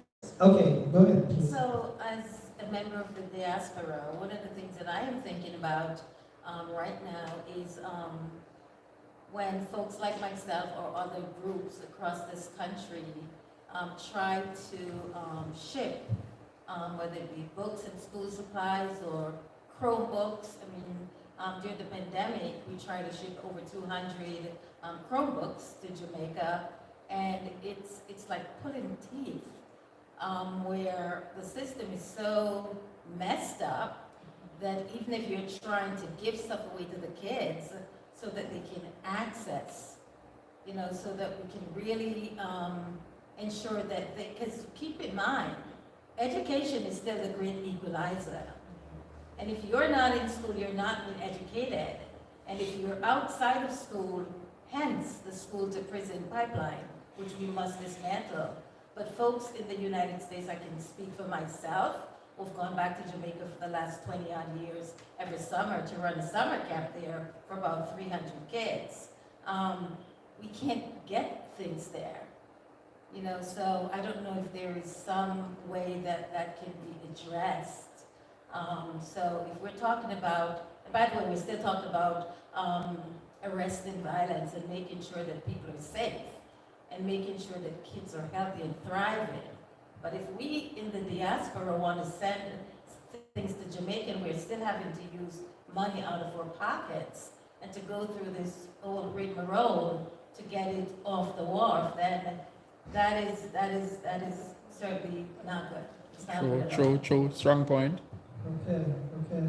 I want to, just in the interest of time, open it up to audience members physically here, and then those on Zoom, and then we can certainly pick up on threads of conversations that we still have hanging in the balance, possibly follow up on what Marcel Rankin-Vassell has just raised. But questions, are there questions from the audience? Yeah. Yes. As it relates to what she had just mentioned, I would personally want to hear from Mr. Crawford, who is in the government world, as it really, because a friend of mine recently had a cricket match where he was giving away some cricket gears to some youths in the country, and he had to pay a whole heap of money just to clear those stuff off to give away. None was to be sold. It's like a poor community, and he want the youths them focus on sports, and he had to go through a lot of challenge at the wharf. So what can the government do to alleviate that issue where other persons want to donate and give away stuff without have to pay all that money? All that money. Damien, were you able to hear the question? Yeah, thank you for the question. Okay, please go ahead. It is important, I believe, that the diaspora organize themselves in charities, registered charities. Because what happens in the making of law is that you must seek to try and identify the man that will try to break that law. So when a man come and say, oh, this is for some youth, nothing stops a man saying that if he starts in a sports shop, a sports store, or in just a specific case. So registered charities would be able to apply in time for the necessary waivers and the necessary checks to be made. What we have found happens in the main is that most of the customs interaction is post-purchase. After you buy, after you ship it, and then you have that custom interaction where there can be no waivers, etc. That is necessary. So if we should allow for just discretion at the port, then we will lose great revenues from custom duties, because almost everything that the diaspora contributes can be used in retail, to just resell it by itself, or can be used in earning a profit to offer some economic activity that can earn a profit. So it is to have 2 or 3 charities that individuals can go through the charities that are already established and direct the charity of how it can act. I'll give an example of a great institution, Kingston College. We all go through the Old Boys Association if you want. However, I can say I want my funds to go to football, or I want my funds to go to cricket, or to 7th grade, or to 9th grade. So if there's organized charities, 3 or 4 that a diaspora person can say, okay, can you handle this delivery for this purpose, for this community? I think that it would solve a lot of the problems that individuals face trying to do independent. Organized charities, and is that, if you have an LLC, does that function as an organized charity? What counts as an organized charity? There is an actual registry, a registration of a charity. There's a process, and that charity will be approved. And that is why I recommend that through the consulate or stuff, you have a singular charity instead of each person trying to register your own charity. But that charity would then gain expertise into how to approach and how to get the necessary waivers that they will send to the country. Yeah, so New York chapter would have a charity, and in Atlanta, whatever, and the individuals there will know that, okay, this is how we can operate, and the charity will execute as is instructed. It could solve the problem, but it's to be registered as a charity. And that's the only route to deal with this, is what you're saying? Well, that's the only route I can think of, because other than that, you have 80 persons sending different things. I can be sending clothes for children. Who says that the other person claiming to send clothes is not selling clothes, or I can send books to claim that the person sending books is not selling books, or I can sell a cricket bat, or I can, so all of the things that we can contribute can also be sold. So government needs a methodology to differentiate those who are legitimately contributing and those who are selling. And the registration of a charity allows for those checks and balances to be made before things that go on, and then for the government to allow for it to come in without the high duties and the high taxes. And we go through the same thing for those who have a farm, as versus persons who are carrying meat stuff that could be, for example, I carry an ATE for my farm, but persons could be carrying anything for joyriding. The government couldn't just allow for the fact that I say I have a farm for me to bring them in. And even with a farm, I could bring them in and sell the excess. So the government have to then implement certain rules to ensure that is not being taken for granted. So it is to ensure that we don't allow for the bad to benefit the good. Okay. I don't know if any of the other panelists have any comment on this, but there are some questions, other questions from us. If so, the panelists can weigh in on that at some point. Yes. Question from the audience. Please go ahead.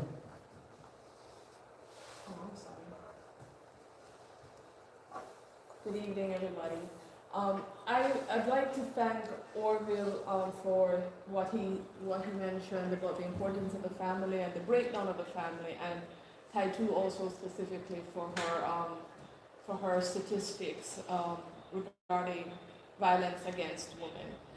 My question for the panelists is, we know in Jamaica there's a significant amount of single mother households, and you know, the matriarch of the family historically in Jamaica has maintained discipline amongst the family and you know, contributed heavily to that. But where and when did this breakdown happen, where the violence against women started to become so much more prolific? And almost, I know we have a history of song lyrics, musical lyrics that do tend to sometimes demean women. But when did this, we're seeing in the news Donna Lee and this, the mom in Clarendon and all of these things. The violence against women has been skyrocketing over the past few years. And I'm wondering if you panelists can speak to what you think might be the cause and the origin of that. Thank you. Thank you, thank you. Panelists, I hope you heard that. Yes, I did. You want me to go ahead and start? Yes, please go ahead. That's a very multi-layered question. It's two things. The government's capacity to collect data on violence, all types of violence, including violence against women and children and homicide and so on, has improved. So whereas in earlier decades, it may have been occurring, but there was no capacity to collect and let us know how bad it was. The situation is now is that they have the capacity to collect and report. And even saying that, there is a sense, especially from agencies like UNICEF and UN Women, that the reporting is still lower than is actually there. So our capacity to report has improved. Our capacity to collect and look at the data has improved. So we do have more numbers. But that has occurred along a shift in the economy where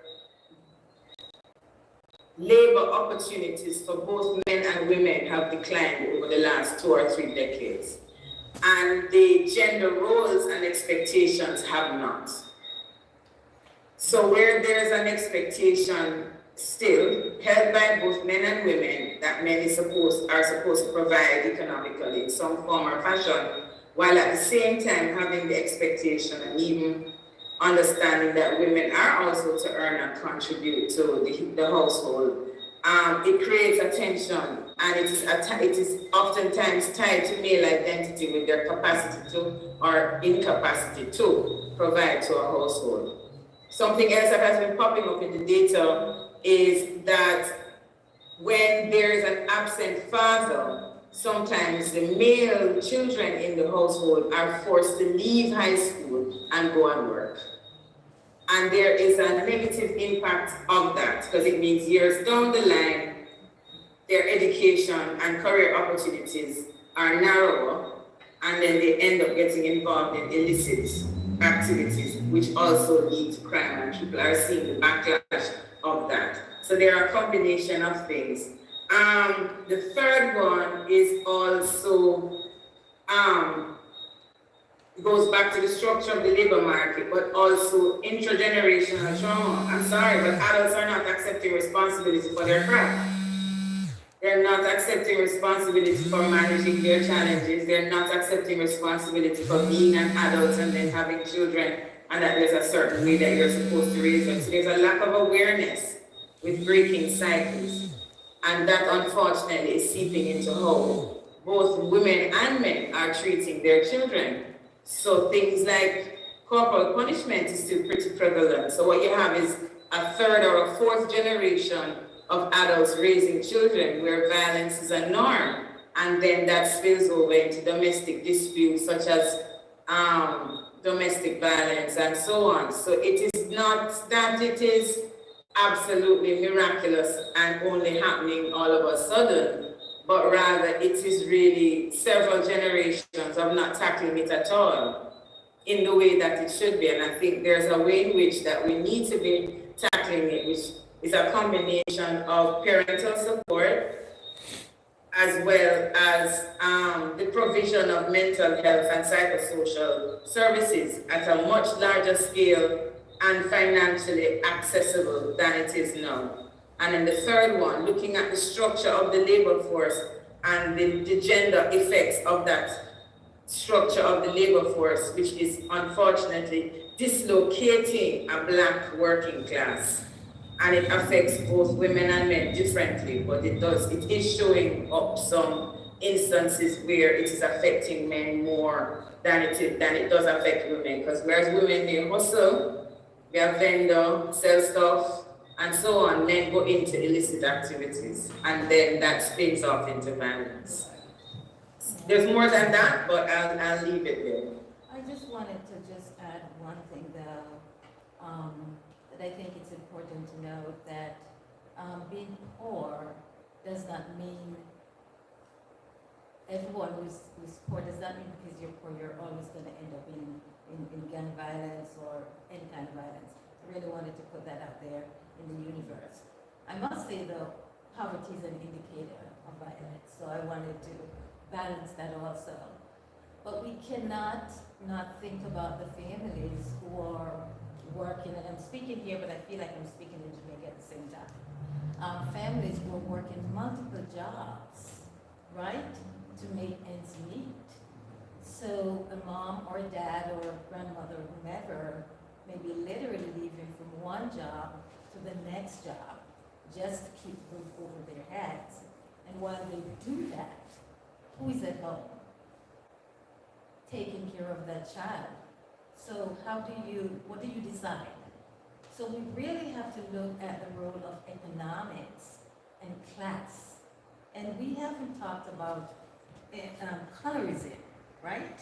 In the Jamaican context or even here, where in order to get a good job, you have to be brown, as it was called, and or light-skinned.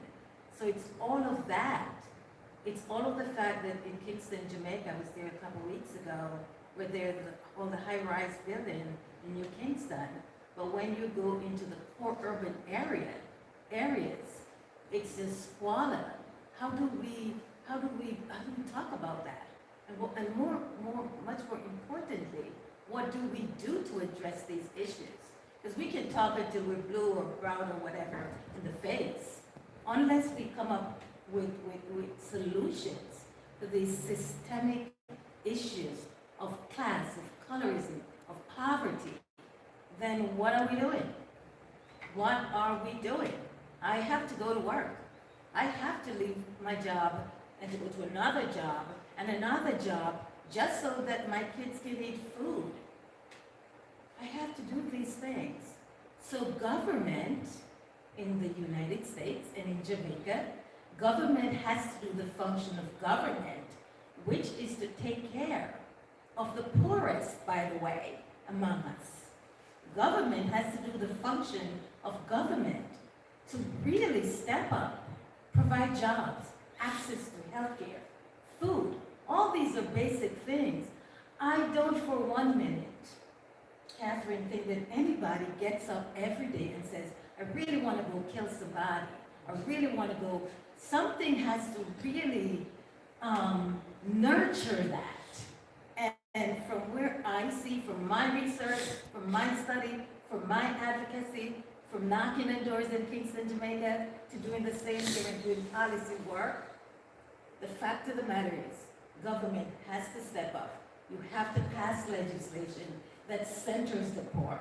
You have to pass legislation that centers people that's struggling every single day to make ends meet. So we can talk about this really bad stuff as much as we want, as long as we're not centering people who are in need. This stuff, bad stuff that I don't enjoy talking about, but I do, because we have to name these things in order to solve them.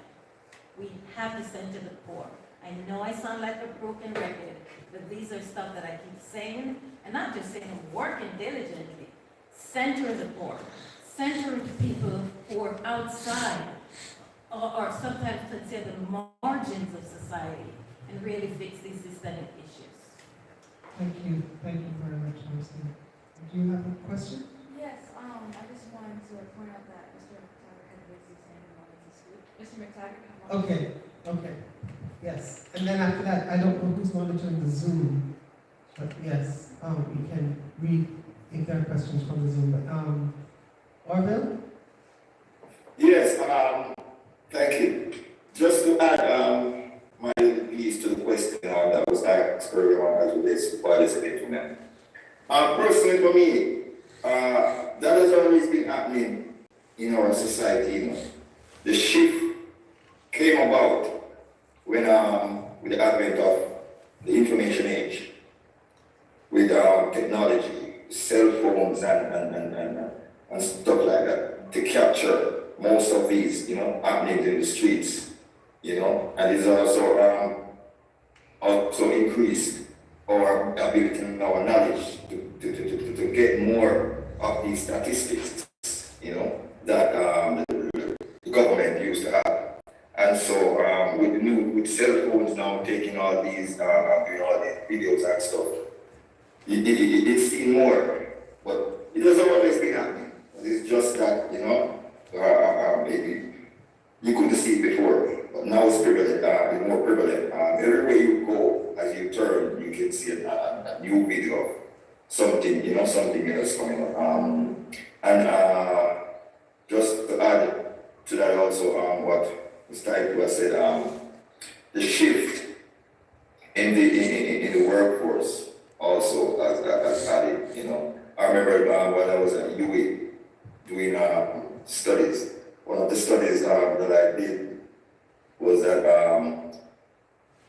male or female boys or girls who were more underachieving, and statistics show that the males were more underachieving. If you check the classes at the university or even schools, you'll find out that the ratio of male to female is the male is about the female is about 9 to 1 or 8 to 1.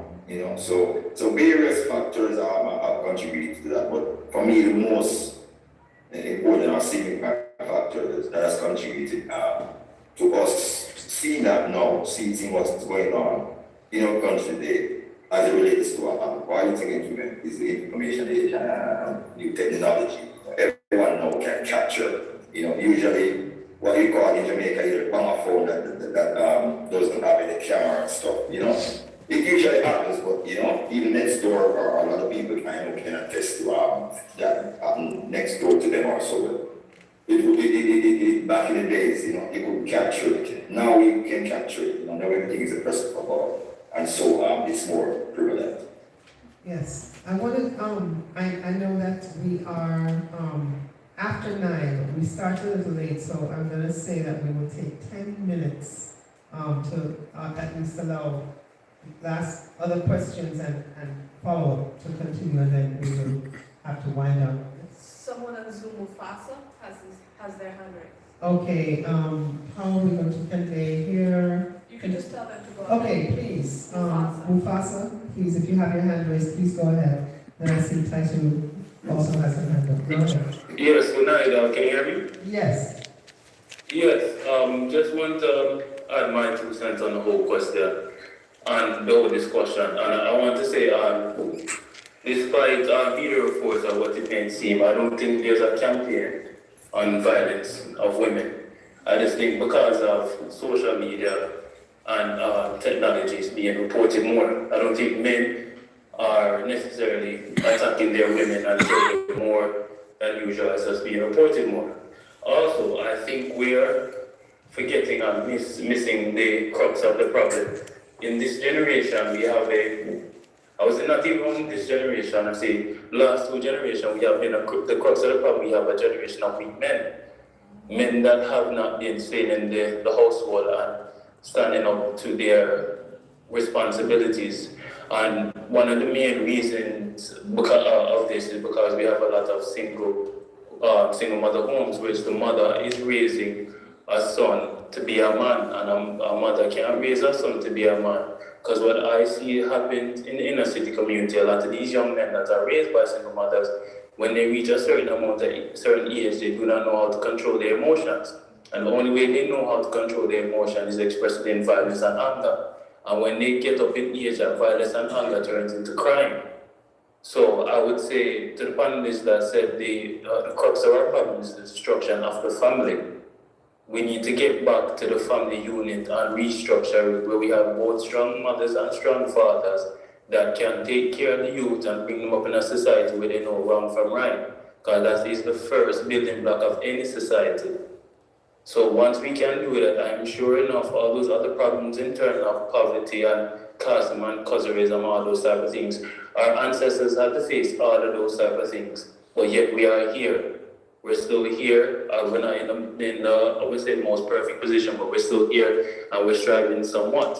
But they had somewhat of a family unit that brought us here. And in the last 2 or 3 generations, our family unit have totally been destroyed. Factors being a Eurocentric, I would say, a Eurocentric influence that has taken on Jamaica, in which we forgot our own culture and more take a Eurocentric culture or the Americanized culture in terms of the dancehall music and other things. We have forgotten our roots and where we have came from, and it's destroying the root of us. But like I said, I think the best way that we can come back as a society, because there's so many problems now that is facing us, from violence to adolescent youth and stuff, is to start at the basis, and the basis is the family unit. Thank you. Thank you, thank you. I would love to just jump in if I may. Go ahead. Right. I think that we're conflating 2 issues. We're putting violence against women only as domestic violence. And that is not so. So I'm not sure if domestic violence has increased. We're more aware of it. But the killing of women by non-partners have definitely increased because crime has become indisciplined. There was a time that a person was in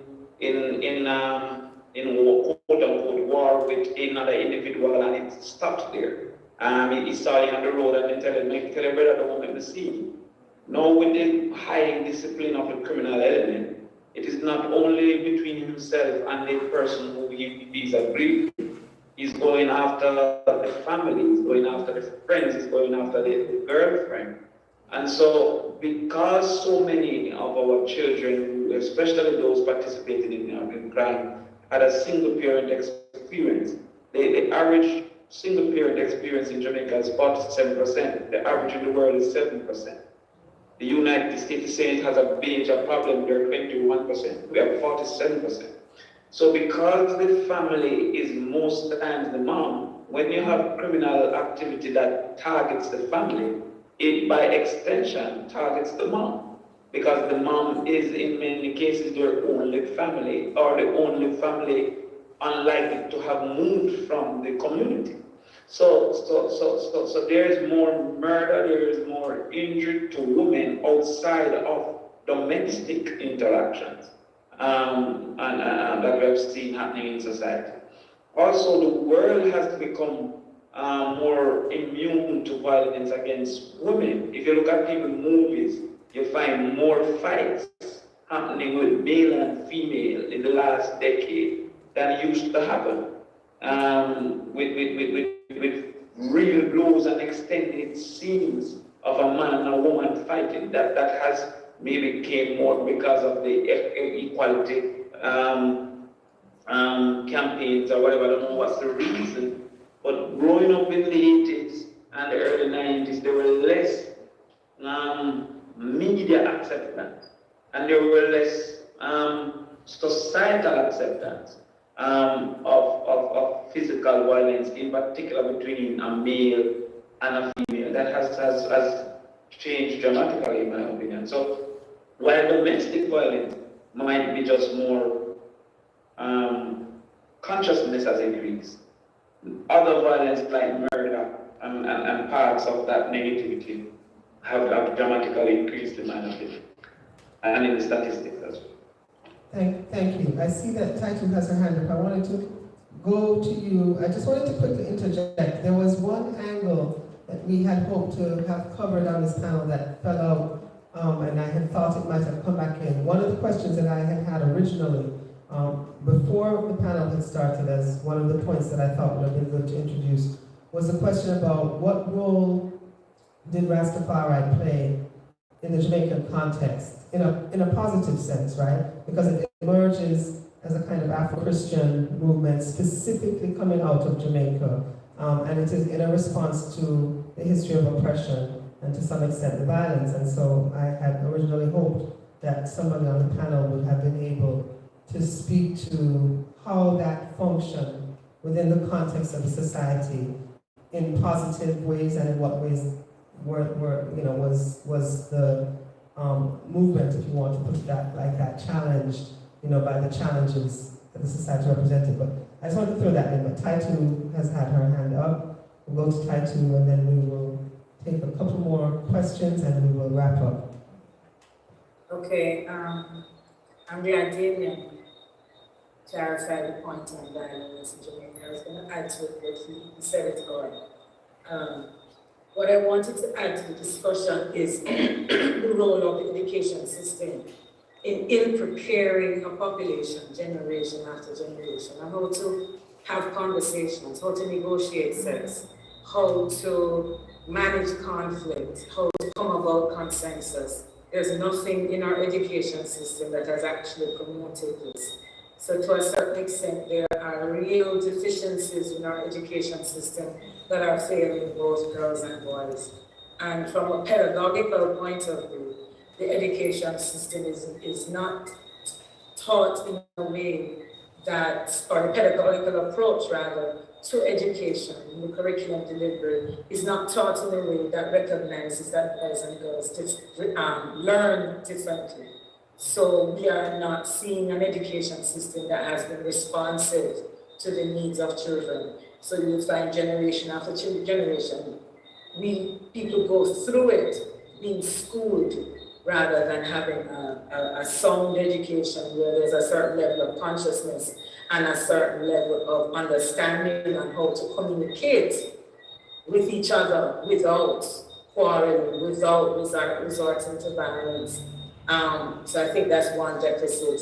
Another one, which is more controversial, I would say, is the role of the church, particularly in more recent years, because some branches of the church, with a capital C, have taken on a more fundamentalist trajectory, which has, in a sense, perpetuated very negative understandings of how men and women should relate. It's very authoritarian. It's very, I'm the head of the household and therefore you should obey. Women must know their place, except children must be seen and not heard. A particular kind of religious framework that, if I dare say, has really no relevance in the 21st century. I know not everyone will agree with me, and that's okay. I don't need people to agree with me. but it is irrelevant insofar as we're raising children in a digital age and we're raising children who already come with agency. So to then tell them to be obedient without explaining, without understanding, without conversation, that they should just obey for the sake of obedience, we're not going to get that. So all of these things I think are also influencing the school system and the pedagogical approaches, and it of course has a negative impact on relationships because you have young people coming out of the school system who have no clue on how to negotiate sex, don't know enough about intimacy and relationship building, and go straight to having sex based on what they see on porn, based on what they hear in dancehall, and could be sexually assaulting a girl child and don't even realize that it's sexual assault. These are some of the things that are happening. And it doesn't help that the education system has not been able to respond to that. So I think there is a responsibility of the state to deal with that in the education system. I don't know how much it understands that responsibility now, but I do think that it is a limping education system that has not been serving the population in the way that it should. And I'll leave it there for now. Okay, I see one hand in the audience. We have to do this, and depending on how that goes, maybe take one last question, but this might be the last piece.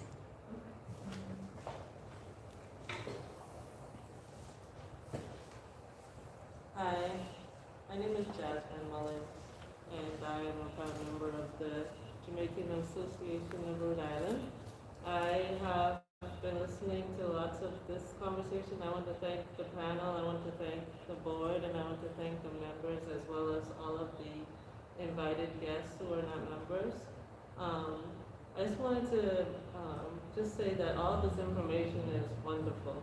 I think that the one thing that I would say that would help just clarify a couple of things that we talked about. The last panelist talked about the church with a capital C. And I actually represent the church with a capital C. And I know that a lot of us are talking about different things that seem unrelated, but unfortunately, in some ways, the panelist was right, that some members of leadership in the church have misrepresented what the church should be about. And unfortunately, that has caused a huge decline in all of our countries. So with that said, you know, Jamaica is predominantly still a Christian nation, and that's, you know, across the statistics, that's across the people believe in God, and so they also believe in Jesus Christ. So if people really supported what their beliefs say, such as children should be heard and seen and not heard, is not a Christian belief. It is not biblical, it is not right, and it is true that it's not something that will help. But if they did actually look at what Jesus Christ teaches, and actually it shows what justice is about, he is about justice, he is about nonviolent attempts to go about negotiations. He is also about using the police force in the right way. If you consult the Bible, it has the answers about all of these questions and more. How a husband should relate to a wife, how men should treat women, how children should be, there's a verse in the Bible that said that don't let anybody look down on you because you are young. There's so many things in there that people taken out of context and have used against people to control people. There are a lot of churches in Jamaica, in the US, in lots of countries that have taken the Bible out of context and have failed society. But church done right, and there are many Jamaican churches done right, they can be a building block for society. And I do believe that the church has been and is still the answer because Jesus is always going to be the answer. Thank you.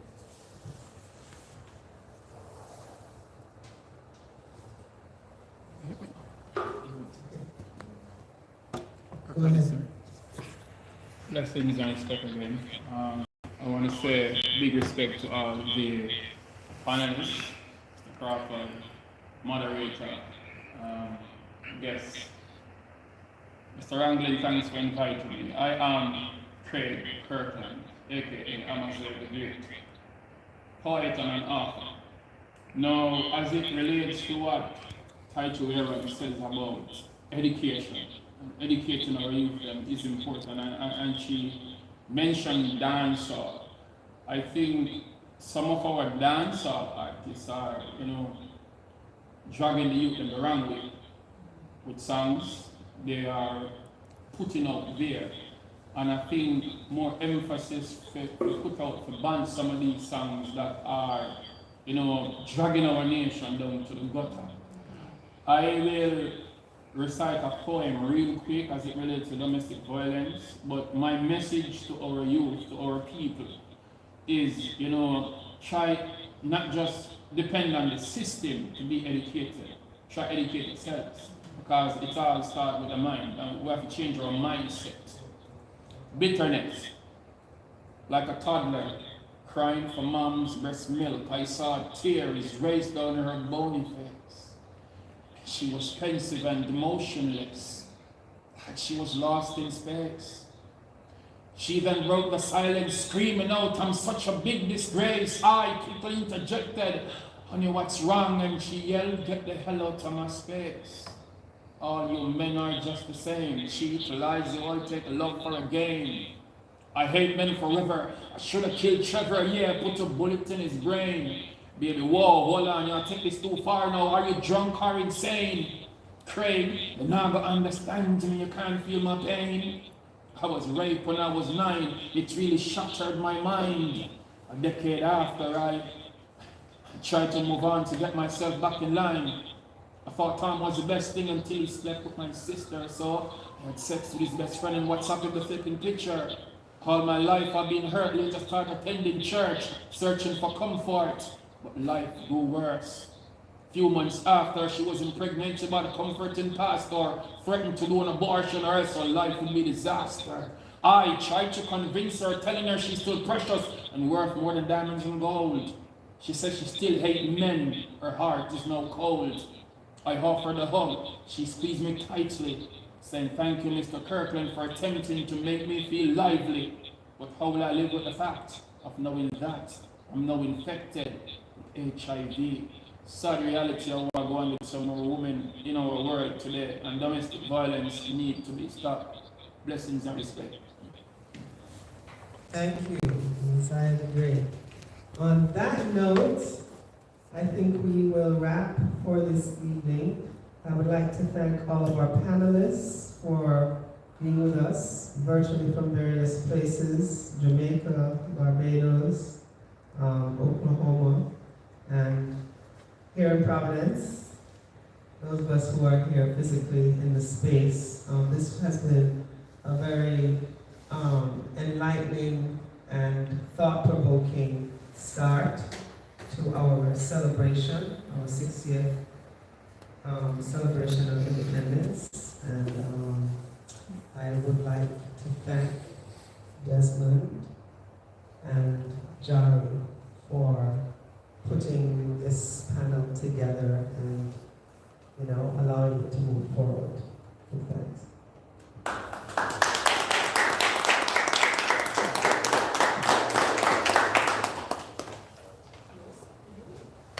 Before you end, I think those of you online, I think Desmond thank should you so much for joining us. Des? And, we're now about to I think we should close up. end the Zoom. This week we're still having more celebrations here in Rhode Island. Tomorrow we're having a flag raising ceremony, and on Saturday we're having our Independence Day celebration. For more information, just go to JamaicansRI.org and you'll get more information on this weekend's activities. I know there's stuff going on across the diaspora and in Jamaica, but if you're close by, you can check out our flag raising ceremony at the State House, and also our Independence Day celebration on Saturday at 9 a.m. Hope Field. All right, you take care, be safe. Before you go, I just want to say a special hi to Miss Marcia. Thumbs up, what up? Hi, Miss Marcia, it's Patrick. Hey Patrick, how you doing? Big up. Big brother, this is what happened. Can't complain, Frederick. Just put them on that time as a The special item is Julie and John. Arthur, hold it 1 second. Before we close, I want to make sure that we thank everyone. I want to thank Greg, thank you, Dinian, Rep. Rank Ambassador, my sister Marcia, Dr. Catherine John, thank you, and Dinian, I want to thank all the panelists. I want to thank my Vice President, Gracie. Come over here, beside me. Yes. My summer for the last 5 years. Come on over, Sam. And so everybody know who you are as well. You've been my rock to support me all the way through the journey, so I want to thank you personally. And Keena, I want to thank you, and thank all the JARI family, wherever you are. You know, we love you, and Rhode Island, as Keena stated, we have a lot of things happening this week, and we're looking forward to welcome all of you, wherever you are, whether you're joining us in person or via social media. Please come out. Keena says JARI, and we thank you all. Have a blessed night. Hold on a second. Need that.